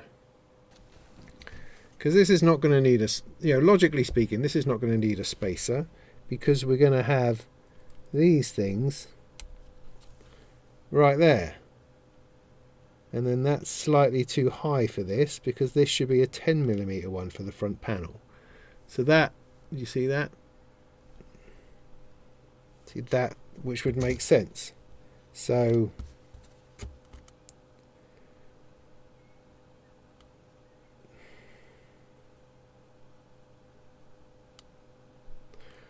you would put this on potentially with a screw.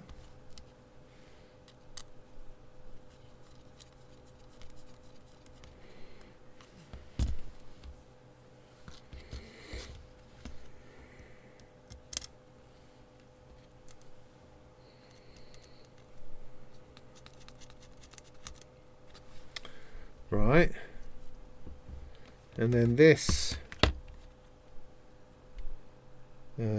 goes on this way round.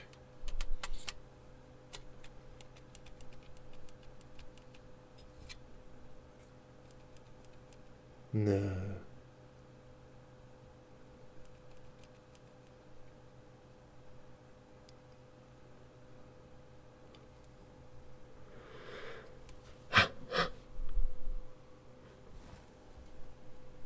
Right, putting this together like this, right? So those work here and here, but I've still got these.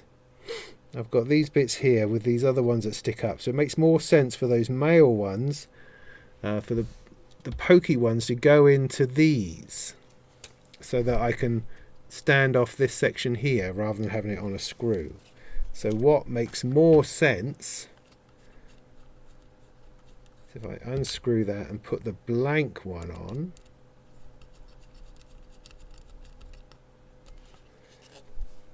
unscrew this one and put the other blank one on,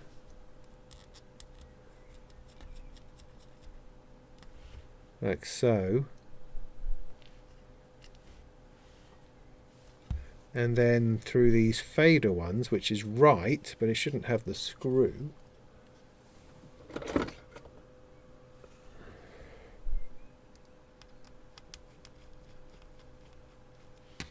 It should instead have the male one of these through there.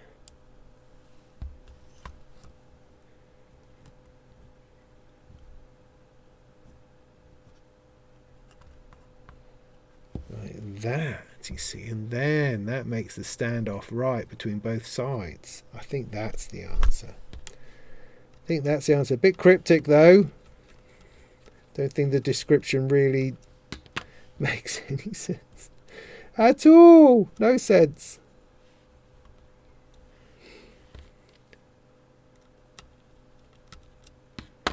And just maybe just a couple of pictures along the way would be good. Like that. Yeah, I think that's how it's supposed to go. And then when this goes on, so I've worked out which way around that goes.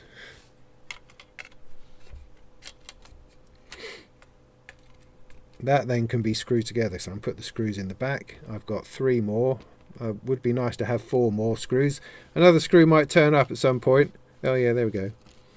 In order to screw that together. Yes. Okay.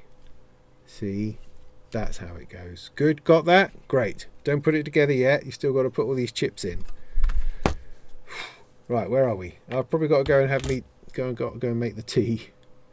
If I just put these chips in, then we would have got to a proper place. Now, I found my little tool, because this is very important for putting these chips in. So place the ICs, make sure you put them in the right place. Take care of the polarity, the notch, all those sorts of things. So we have got 6 of the TL072s, which are these ones here. So they all have to go in 72s. So what we do with this thing here is we plop in our little chip and we give it a squeeze. I've got this upside down. No, I'm doing good. And that just straightens and narrows the legs so that they fit properly. And this has to go in IC 2, 3, 4 and 5. You can just about see the label between the thing. Between the thing. So there's two.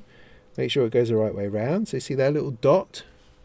That little dot, that needs to go with the nick, which is at the front here. So that's the wrong way around. You need to put it that way around, like so, at the front. And then that should hopefully push in satisfyingly. So 3, the same. Another one of those. Plop it in my thing, give it a squeeze. This is going into IC3, which is here. There's the dot, same way round. Squash it in. Next up, IC4. IC1, IC4 is in the middle. That's the other way round. It's got the nick at the top. Like that.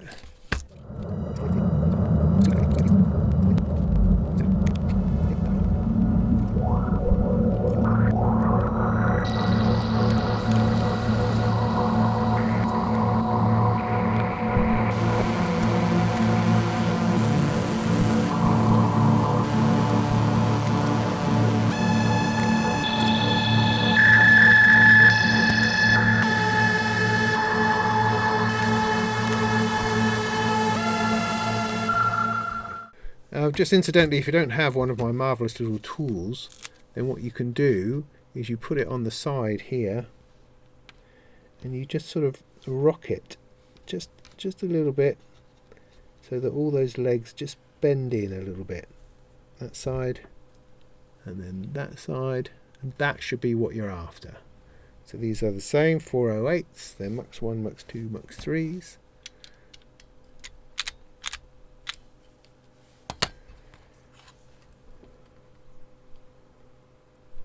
This time you've got a nick like that on the front, which needs to match up with the one underneath. Yeah, cool, good, nearly there.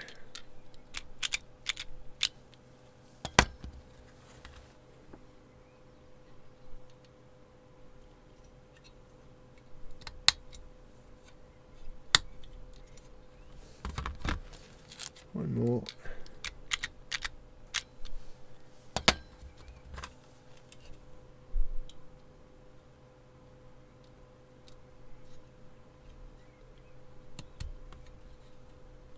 Lovely.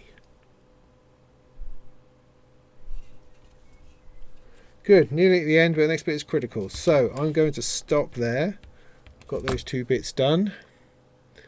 There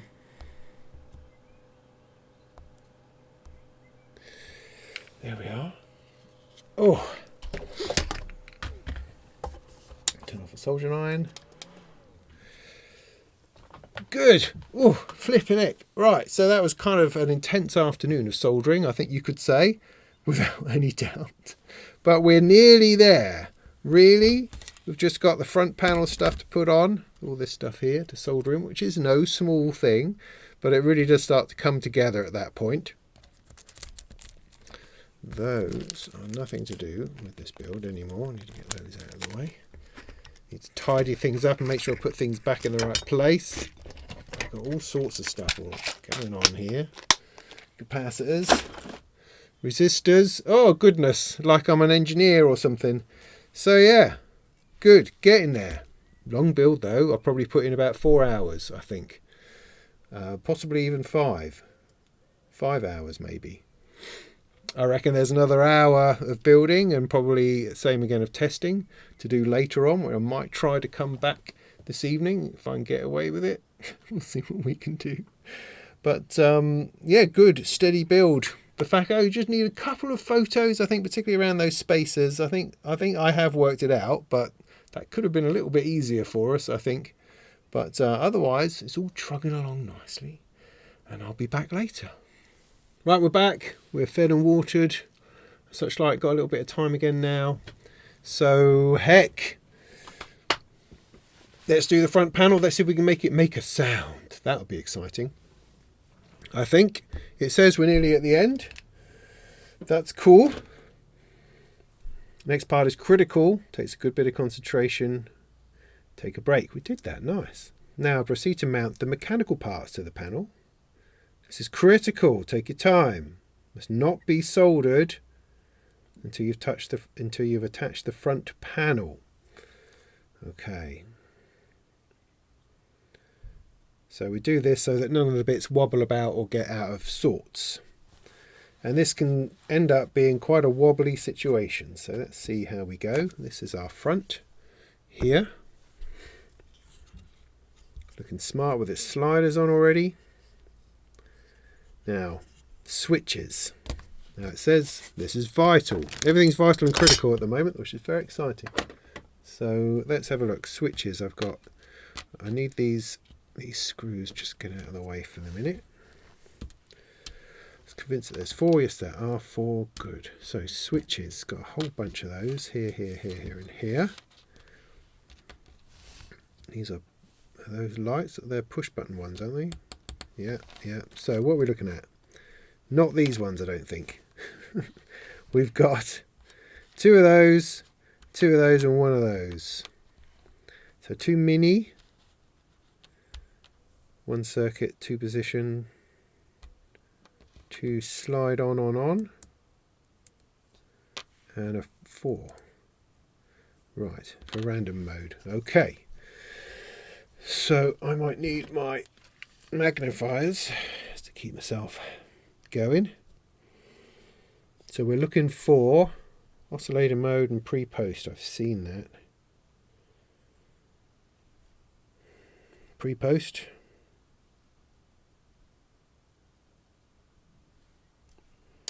Look, there's something there that's not been soldered. Okay, back on the soldering iron. La-di-da. It's always completely possible to miss something. I just got to give that a minute.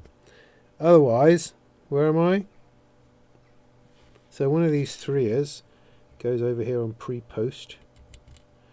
Doesn't appear to be a way round in particular.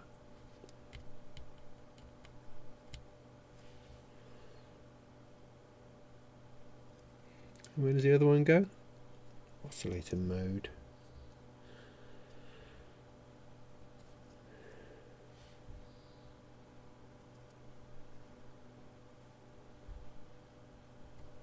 There, oscillator mode.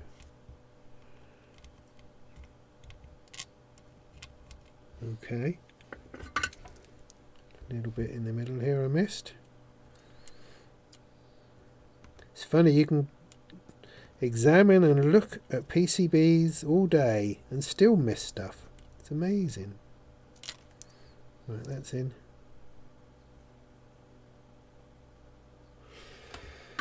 Good. So I put those 2 minis in, and these 2 are gain and random amount.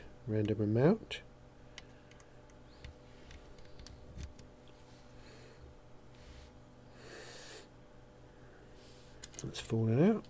Great. And gain over here. So those are both gone in. Then this big one is random mode, which is here somewhere. That's got a slight orientation to it. You see, you got 2 at that end, 6 at this end. That marries up nicely on there. Like so. Good. So nothing's being soldered at the moment. We will solder the rest. I'll solder 1 of the middle points. Okay. Place a flush to the PCB and solder 1 of the middle points. Now, we have these bloody great big bits in the way the whole time now. So, that's a pain. I'm going to take this box and just use it. That's not going to help me, is it? Because I'm not going to... How do we do that then?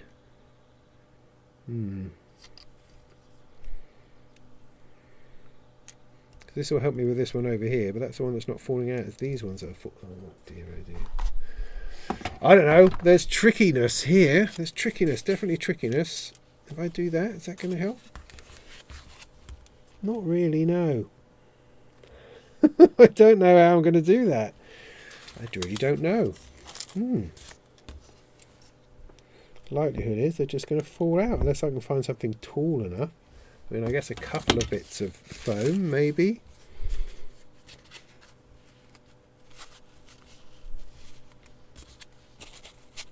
Like that. Well, hey, let's give it a go. Let's just give it a go. That's all you can do. So I'm going to push this down. What does it say? Place the switches, solder just one of the middle points. Alright. So I've got a switch here. Try not to melt the plastic. Pushing that down. That's in. Where's the other one? The one is in here. Bit trickier. Push down. The middle one, it says middle one. Alright, that's those two done.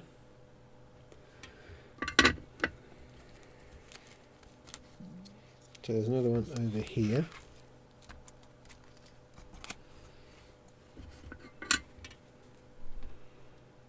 I'm going to push down there.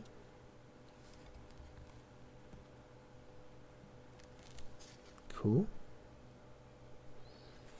Other ones appear to be over here.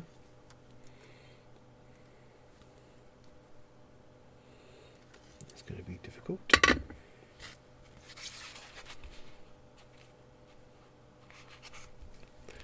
Alright. Improvise. Just got to be careful.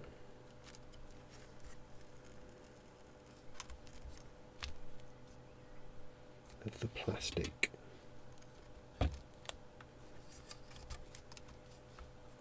I really am balancing this on just a couple of bits of foam. That's ridiculous, really.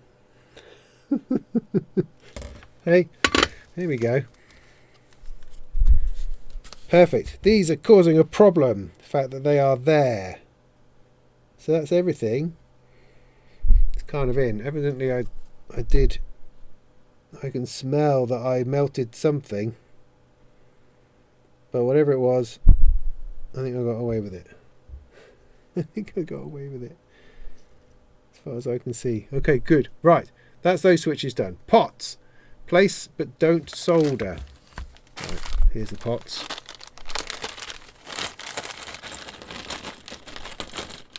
Yeah, I definitely melted something. Did I melt my own cable? That's always possible. Or maybe it was the foam. Don't know. Let's not panic. Let's just keep at it. So here's all the pots. Got 15 10Ks.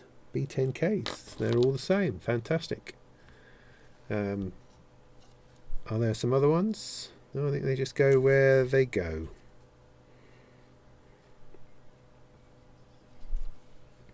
So cut off. There.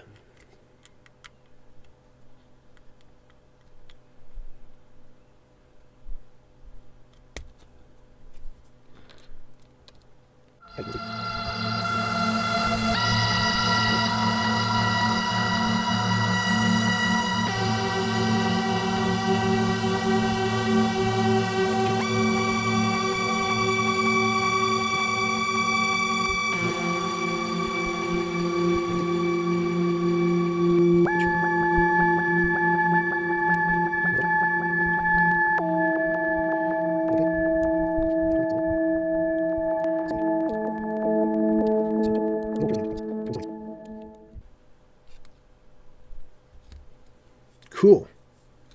Good. They're all in. Mini jacks. Don't solder them. Oh, it just says put them in. Right.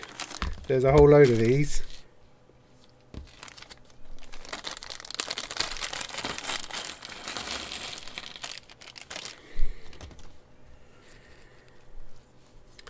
So with mini jacks, you've got these 3 legs, yeah? This wangy one out here is the earth, and that goes into the hole that's outside the box. So put that in first and push against it to put the other 2 in, and it sort of grips itself into the space. Sort of. Usually just enough.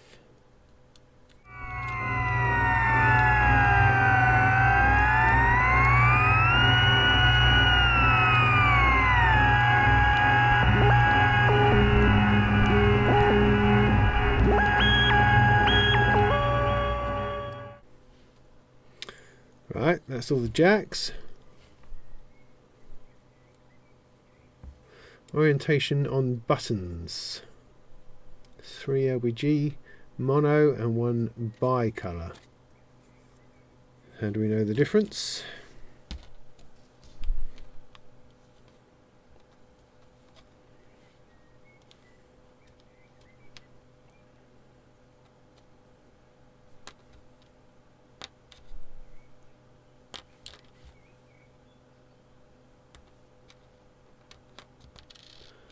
Oh, one of them has a dot underneath.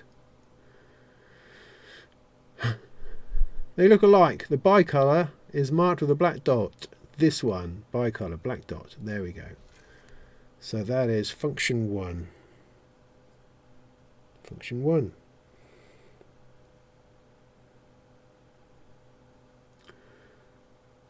Flat side of the button must align with the flat side. Alright, flat side there. Flat side on the PCB. Flat side on here. Alright. And the other ones, ooh, I've got a missing, there we go. Missing one of those.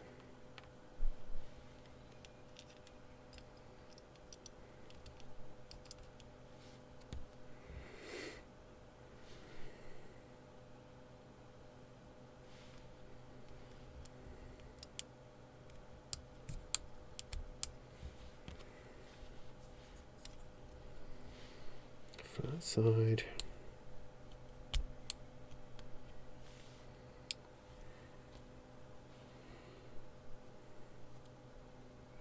Flat side. Yep, and yep. All looking good. What's going on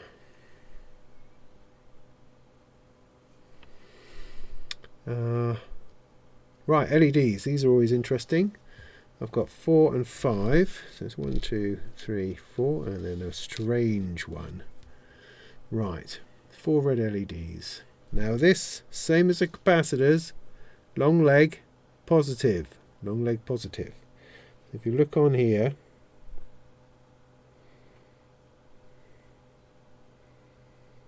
there we go. Now, it doesn't tell me. Alright, there's not a positive marked on the board, but you do get this negative mark, so I'm going to have to assume that's a negative. Does it tell me anything else? Mind the polarity. So the flat side is usually the negative, and that is difficult to judge on these particular ones. But the flat side is normally negative, so I'm going to go long leg positive in the front, short leg negative in behind it. So long leg positive. Could do with telling us that, I think. Oh no, it does. There's a picture of it. Long leg positive. Yeah. Positive to negative. Couple here close together. Long leg positive. Long leg positive. Now we've got this weird one. We've got short leg, it says. I guess that's a little bit shorter. One of those is a tiny bit shorter. It's down here. It's definitely a place. Leg short. I'm going to go with that being... Oh, that's the longer one. That's the shorter one. So that's going to hit in last. Like that. Alright. Front panel, attach the front panel. Tweezers can be helpful. Yeah, so you've got to get all of these things in. So let's try to put all those more or less straight. So this has got to somehow, just simply and easily, fit over the top. Oh, that was easy. Gosh, that went in very easy. Lovely. Okay.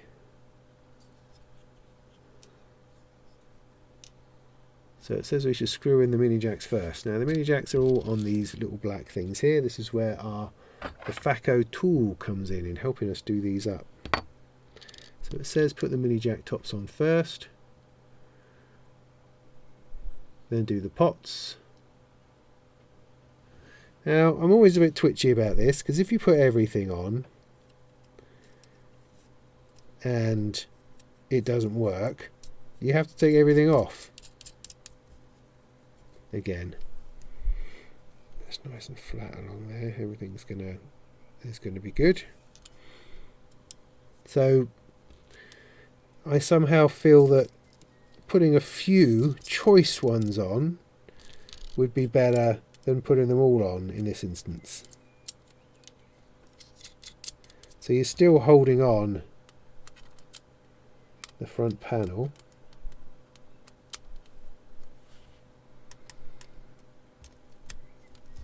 but you're saving yourself acres of time if you're going to have to take the front panel off because you've messed it all up. Now, okay, I've got outs there for the reds. Let's put these red ones on here.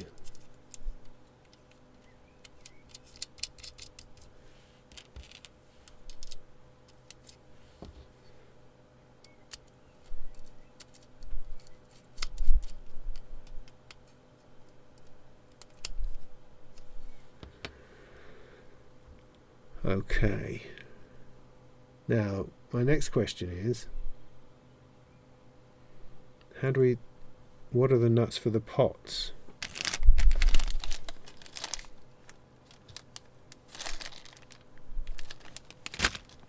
Wait a second.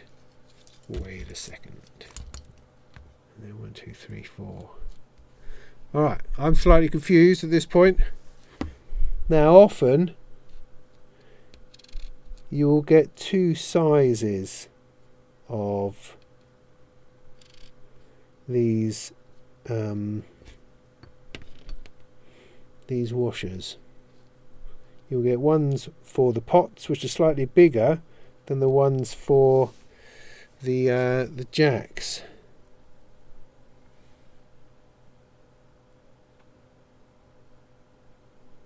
And I think that's what we've got here. See that? One of them is slightly bigger. It's hard to see, but one of them is slightly bigger. So let's see if I can pull out the ones which I think are slightly bigger. How many is it going to be? 1, 2, 3, 4, 5, 6, 7, 8, 9, 10, 11, 12, 13, 14, 15.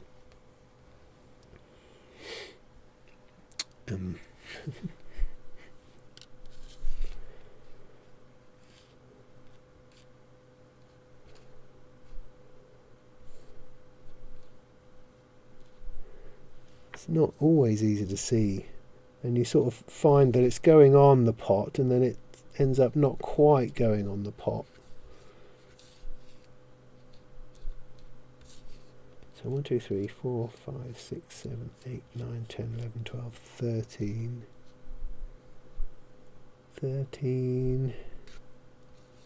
14. They are slightly different. No, 15, that one, I think. Well, this is fun. So let's try some of these on the pots.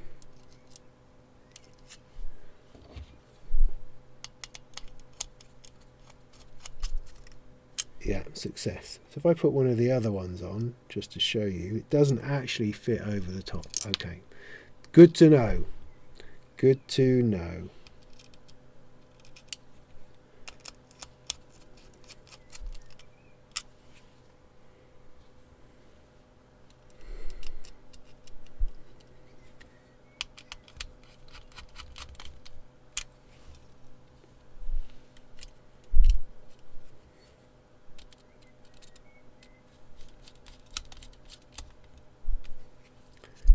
I think that's on there pretty well.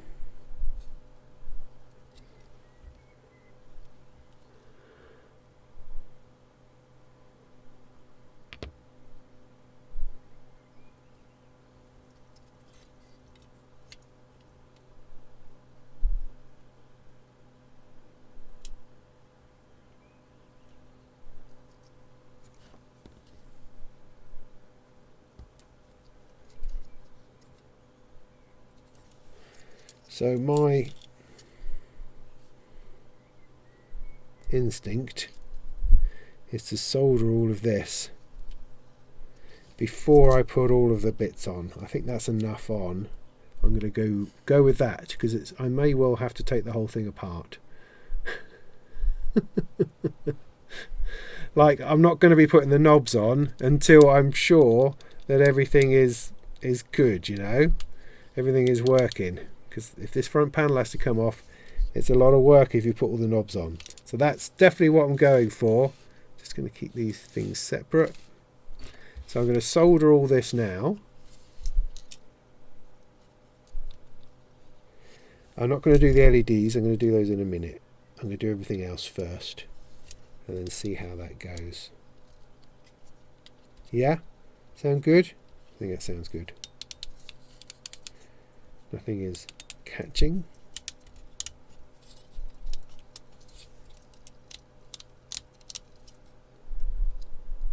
Good. Right, turn it over. Whole load of soldering to do on this. Again, try not to melt anything. Where's my glasses? Here they are. What time is it? 8 o'clock. Okay. I've got 45 minutes, potentially. Let's try to be methodical. I know that never happens. That never works. I always lurch from place to place.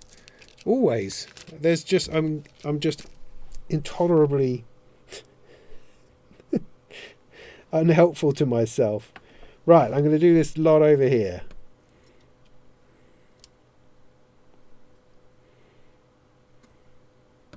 That's really tight up against that. But what can you do?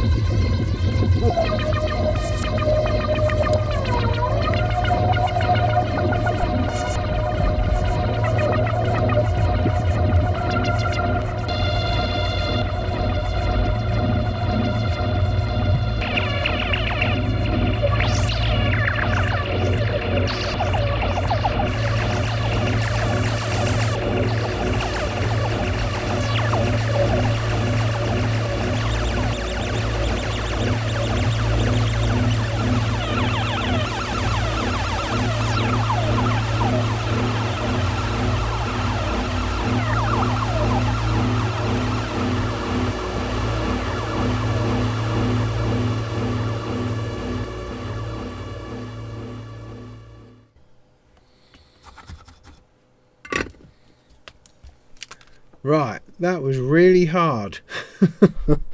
Really quite difficult. Whoa. There's some tricky ones in there. Did I melt the iron? Did I melt any plastic? Yeah, look, I got evidence evidence of meltedness on the side of my iron. And where is it? Here. That's a particularly bad one. That's really bad. There and there. There and there. Now all that matters is that the pins on the other board still fit in the holes. That's all that matters. Right, so LEDs. LEDs, you've got to make sure that those are poked through. So, like those there, you see. Now they are LEDs that have got a shroud, not a shroud on them, like a shoulder on them. So they should go in quite easy into that hole and not go any further through. Like that. So all those are good. Why don't I just do those for the minute? Like that, as long as they don't fall out. That should be good. Make sure they are settled. I'll do one leg each just to make sure.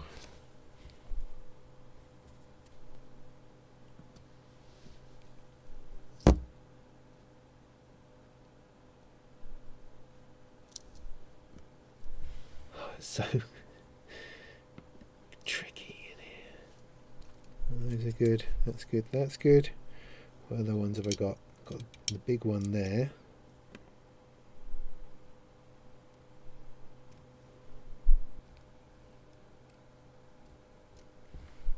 Oh, these snippers. Just, oh goodness me. These are too fat, but they do actually cut. If you can get in there. So that's LEDs done.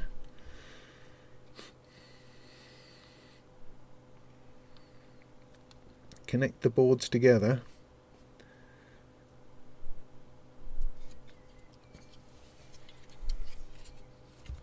Now this probably needs to go on first.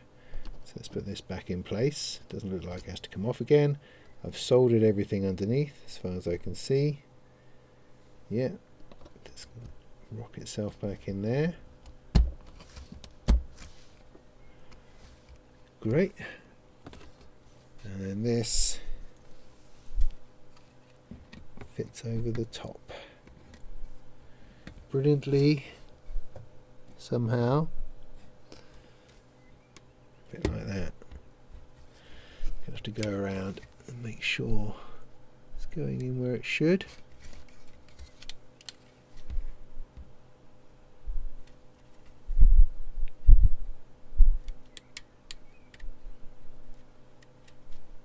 Yeah.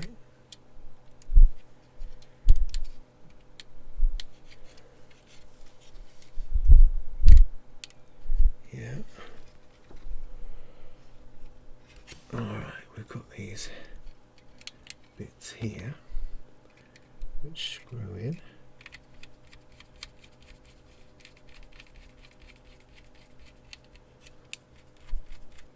This is such a mess. Just amazing.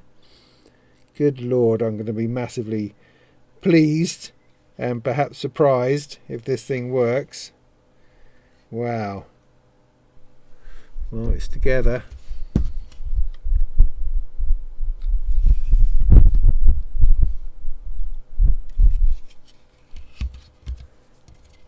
What happens now? Connect the power cable. Proceed to calibrate. Right, so as I said, I'm not putting all the rest of the knobs on because I don't know that this has to come off yet. So I'm going to leave it naked, which means it doesn't look great at the moment, but that's okay. That's okay as far as I'm concerned. My assumption is that it's all good, right? I think it's all good. So we need to plug it into something to see whether it smokes, and then we need to do this calibration.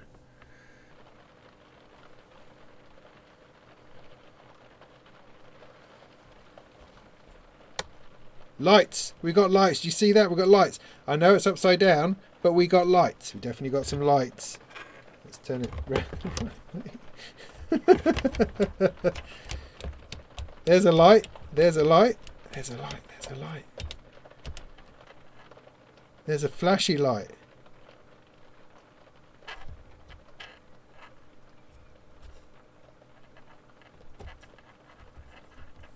There's another light. Definitely got a light going on.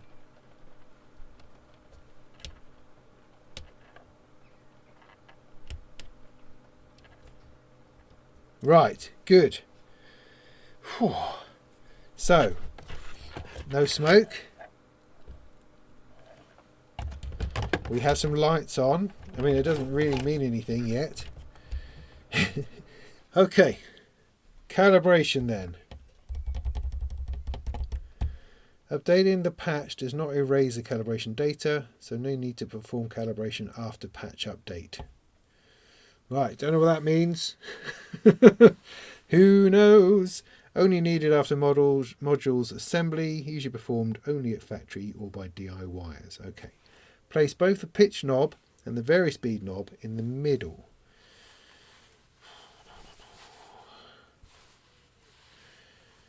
Pitch.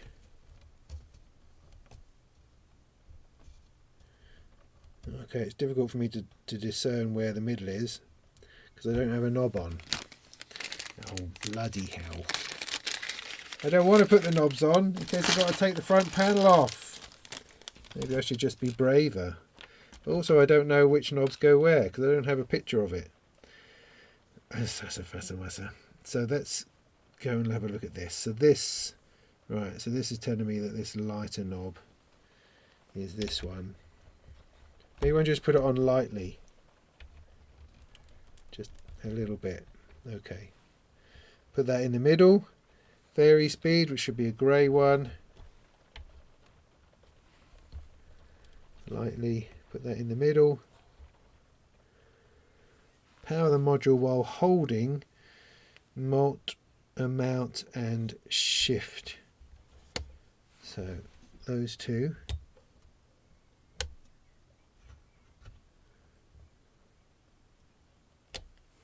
The record button should light up. Yes. Do not connect any cable to the voltage octave before powering on calibration mode. This should set it to 0 ZV. Plug 2 volts into octave in. Plug 5 and then plug 8. Right. So I've got to produce some volts. A multimeter. Volts DC. Calibration is my least favourite thing of DIYing every time. Right, so let's take pitch out.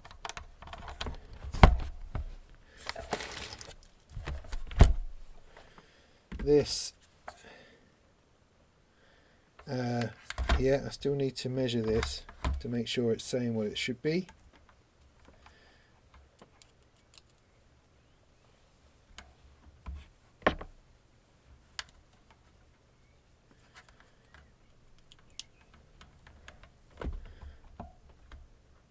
So that's 5 volts, 4 volts, 3 volts, 2 volts or thereabouts. Okay.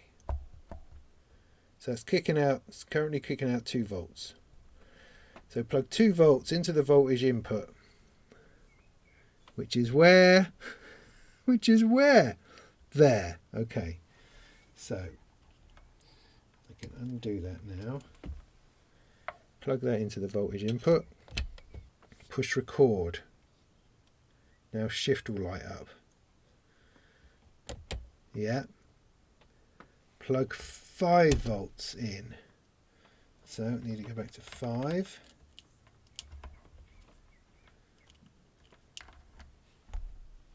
Four. There's 5. Press the shift button. Now random will light up, right? Plug in 8 volts. Are you with me? Fabulous. 8 volts. Let's find 8 volts. 7, 8. Press random and mod amount will light up. Green. Move all manual controls to the minimum position. This is all pots counterclockwise and all faders down. Okay, everything down. Everything.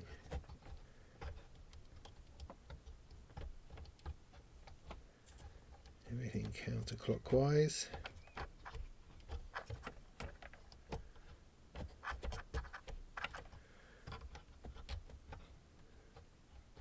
All pots counterclockwise.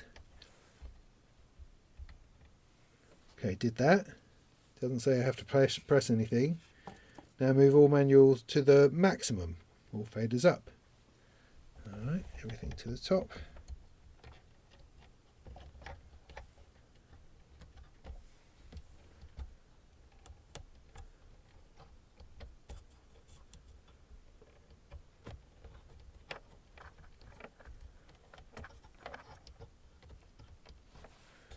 Everything to the top.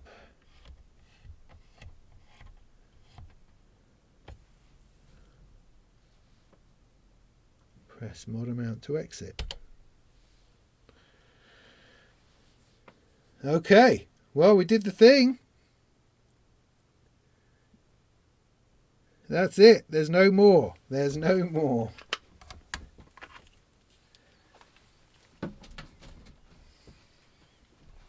So I think what would probably be good at this point would just to be to get some sound out of some sort. Let's see if we can make that happen.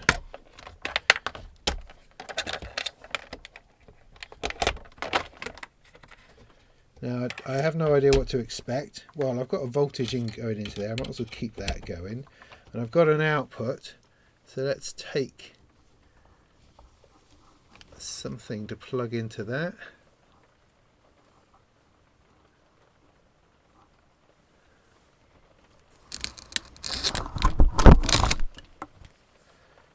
Output. We have stereo.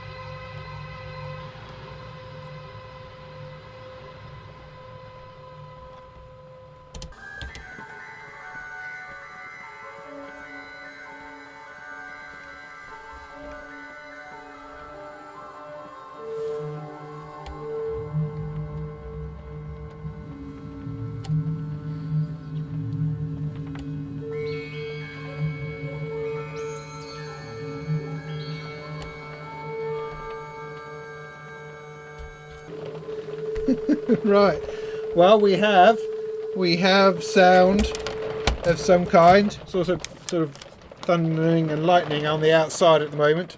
Let's not worry about that. So that appears to be functioning. So what I'm going to do, I'm going to put all the knobs on and bits and pieces, open up the manual, and perhaps then we'll have a bit more of a proper play. Alright, so let's put it together first. I'll just put the rest of the bits on. And we will go from there. So, it seems successful. Now I have a picture of the thing in order to help me put the knobs on. So let's do that. This is now up here. Everything's pointing in the wrong direction, but it doesn't really matter. Let's put that there. Okay, you should be able to see what's going on. Let's put it back onto that. So that's what it should look like. It should look like that. So I'm going to put the knobs on in order to hopefully match that. But first I've got to put all the other bits on, the nuts and stuff. So I've got a little bit to do. And have I mixed all these up? Yeah, I probably haven't I? But hey, let's just go with it. Let's put these on. And then tighten them all up. I need to be able to see what I'm doing again. As the rain comes down. Oh, that one doesn't fit.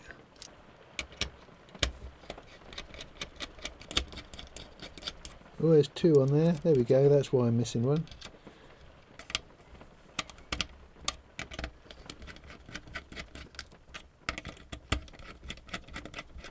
This is an ace tool. I love the little Befaco system of doing their own nuts for things, so that it just makes them so much easier to put on.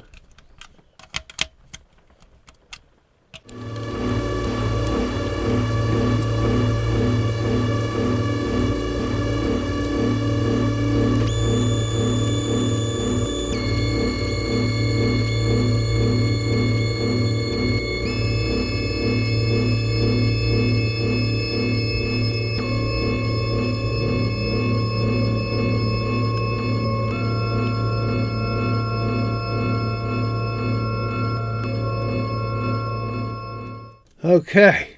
Whew. Now the knobs. So this is the, where are you? Up here. Okay, you can see. So this, put everything to the left. Is the way I do it. Oh, that one's not even on, honestly. Come on. Are you even doing your job? Come on. So everything goes to the left, and then you put your knob on, pointing at the leftmost dot, and just kind of push it on. That's good. Grey one.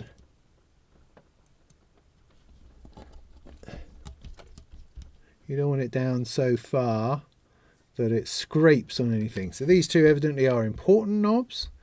Filter one up here. Resonator. Space time. This one.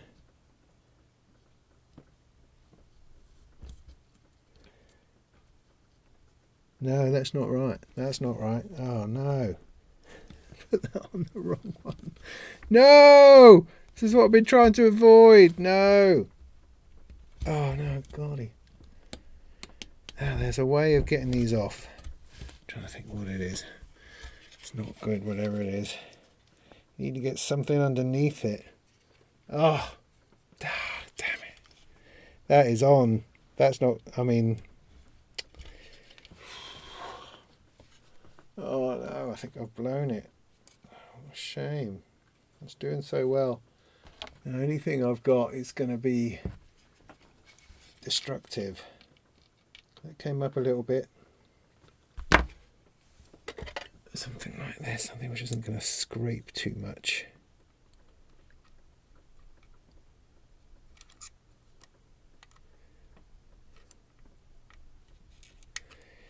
There you go. Let that be a lesson to you kids. Whew.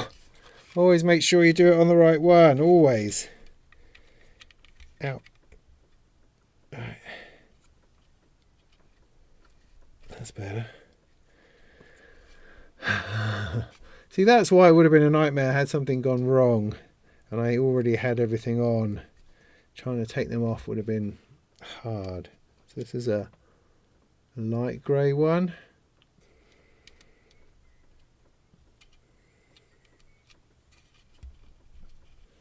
Dark grey one for length.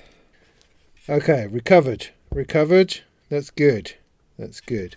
Then we've got these little red bits for our sliders.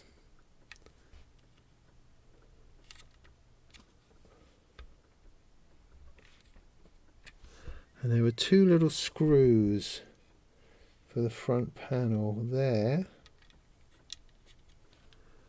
and here. Now these are little hex ones, and I don't think I had an Allen key included, but I happen to have one of these knocking around, which is far too big. That's too big. It's too big. That's my smallest one. Alright, that turns it a little bit. That's enough. So after quite a long day at all this, I think we got there. The Oneiroi. I don't know, whatever it is they call this. The Oneiroi is what I will always call it. So heck, what do I think of that then? Well, it's a mighty, meaty little project. As I say, it has taken me all day. But the build is relatively straightforward. I mean, there's a lot of stuff to solder. It can get fiddly in there. The pads for the solders are generally quite small. And I was suffering a bit from this solder just not really having any flux in it. At least I don't think so. But I mean, I don't know. I'm no expert, I suppose you could say.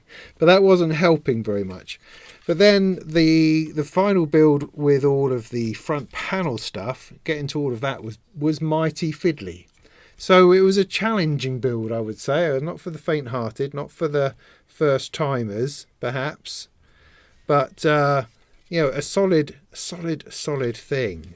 I mean, I've not gone through a proper build for a little while now. Most builds are just the front panel stuff, you know, not all the real meaty stuff. So it was good from that point of view. I enjoyed going through all of that. Enjoyed that quite a lot, I have to say. Nice. Now it's making weird sounds. I don't yet know how to use it. With a bit of luck, I'll have it doing things that I can use for the background music for all the soldering that we did. Who knows?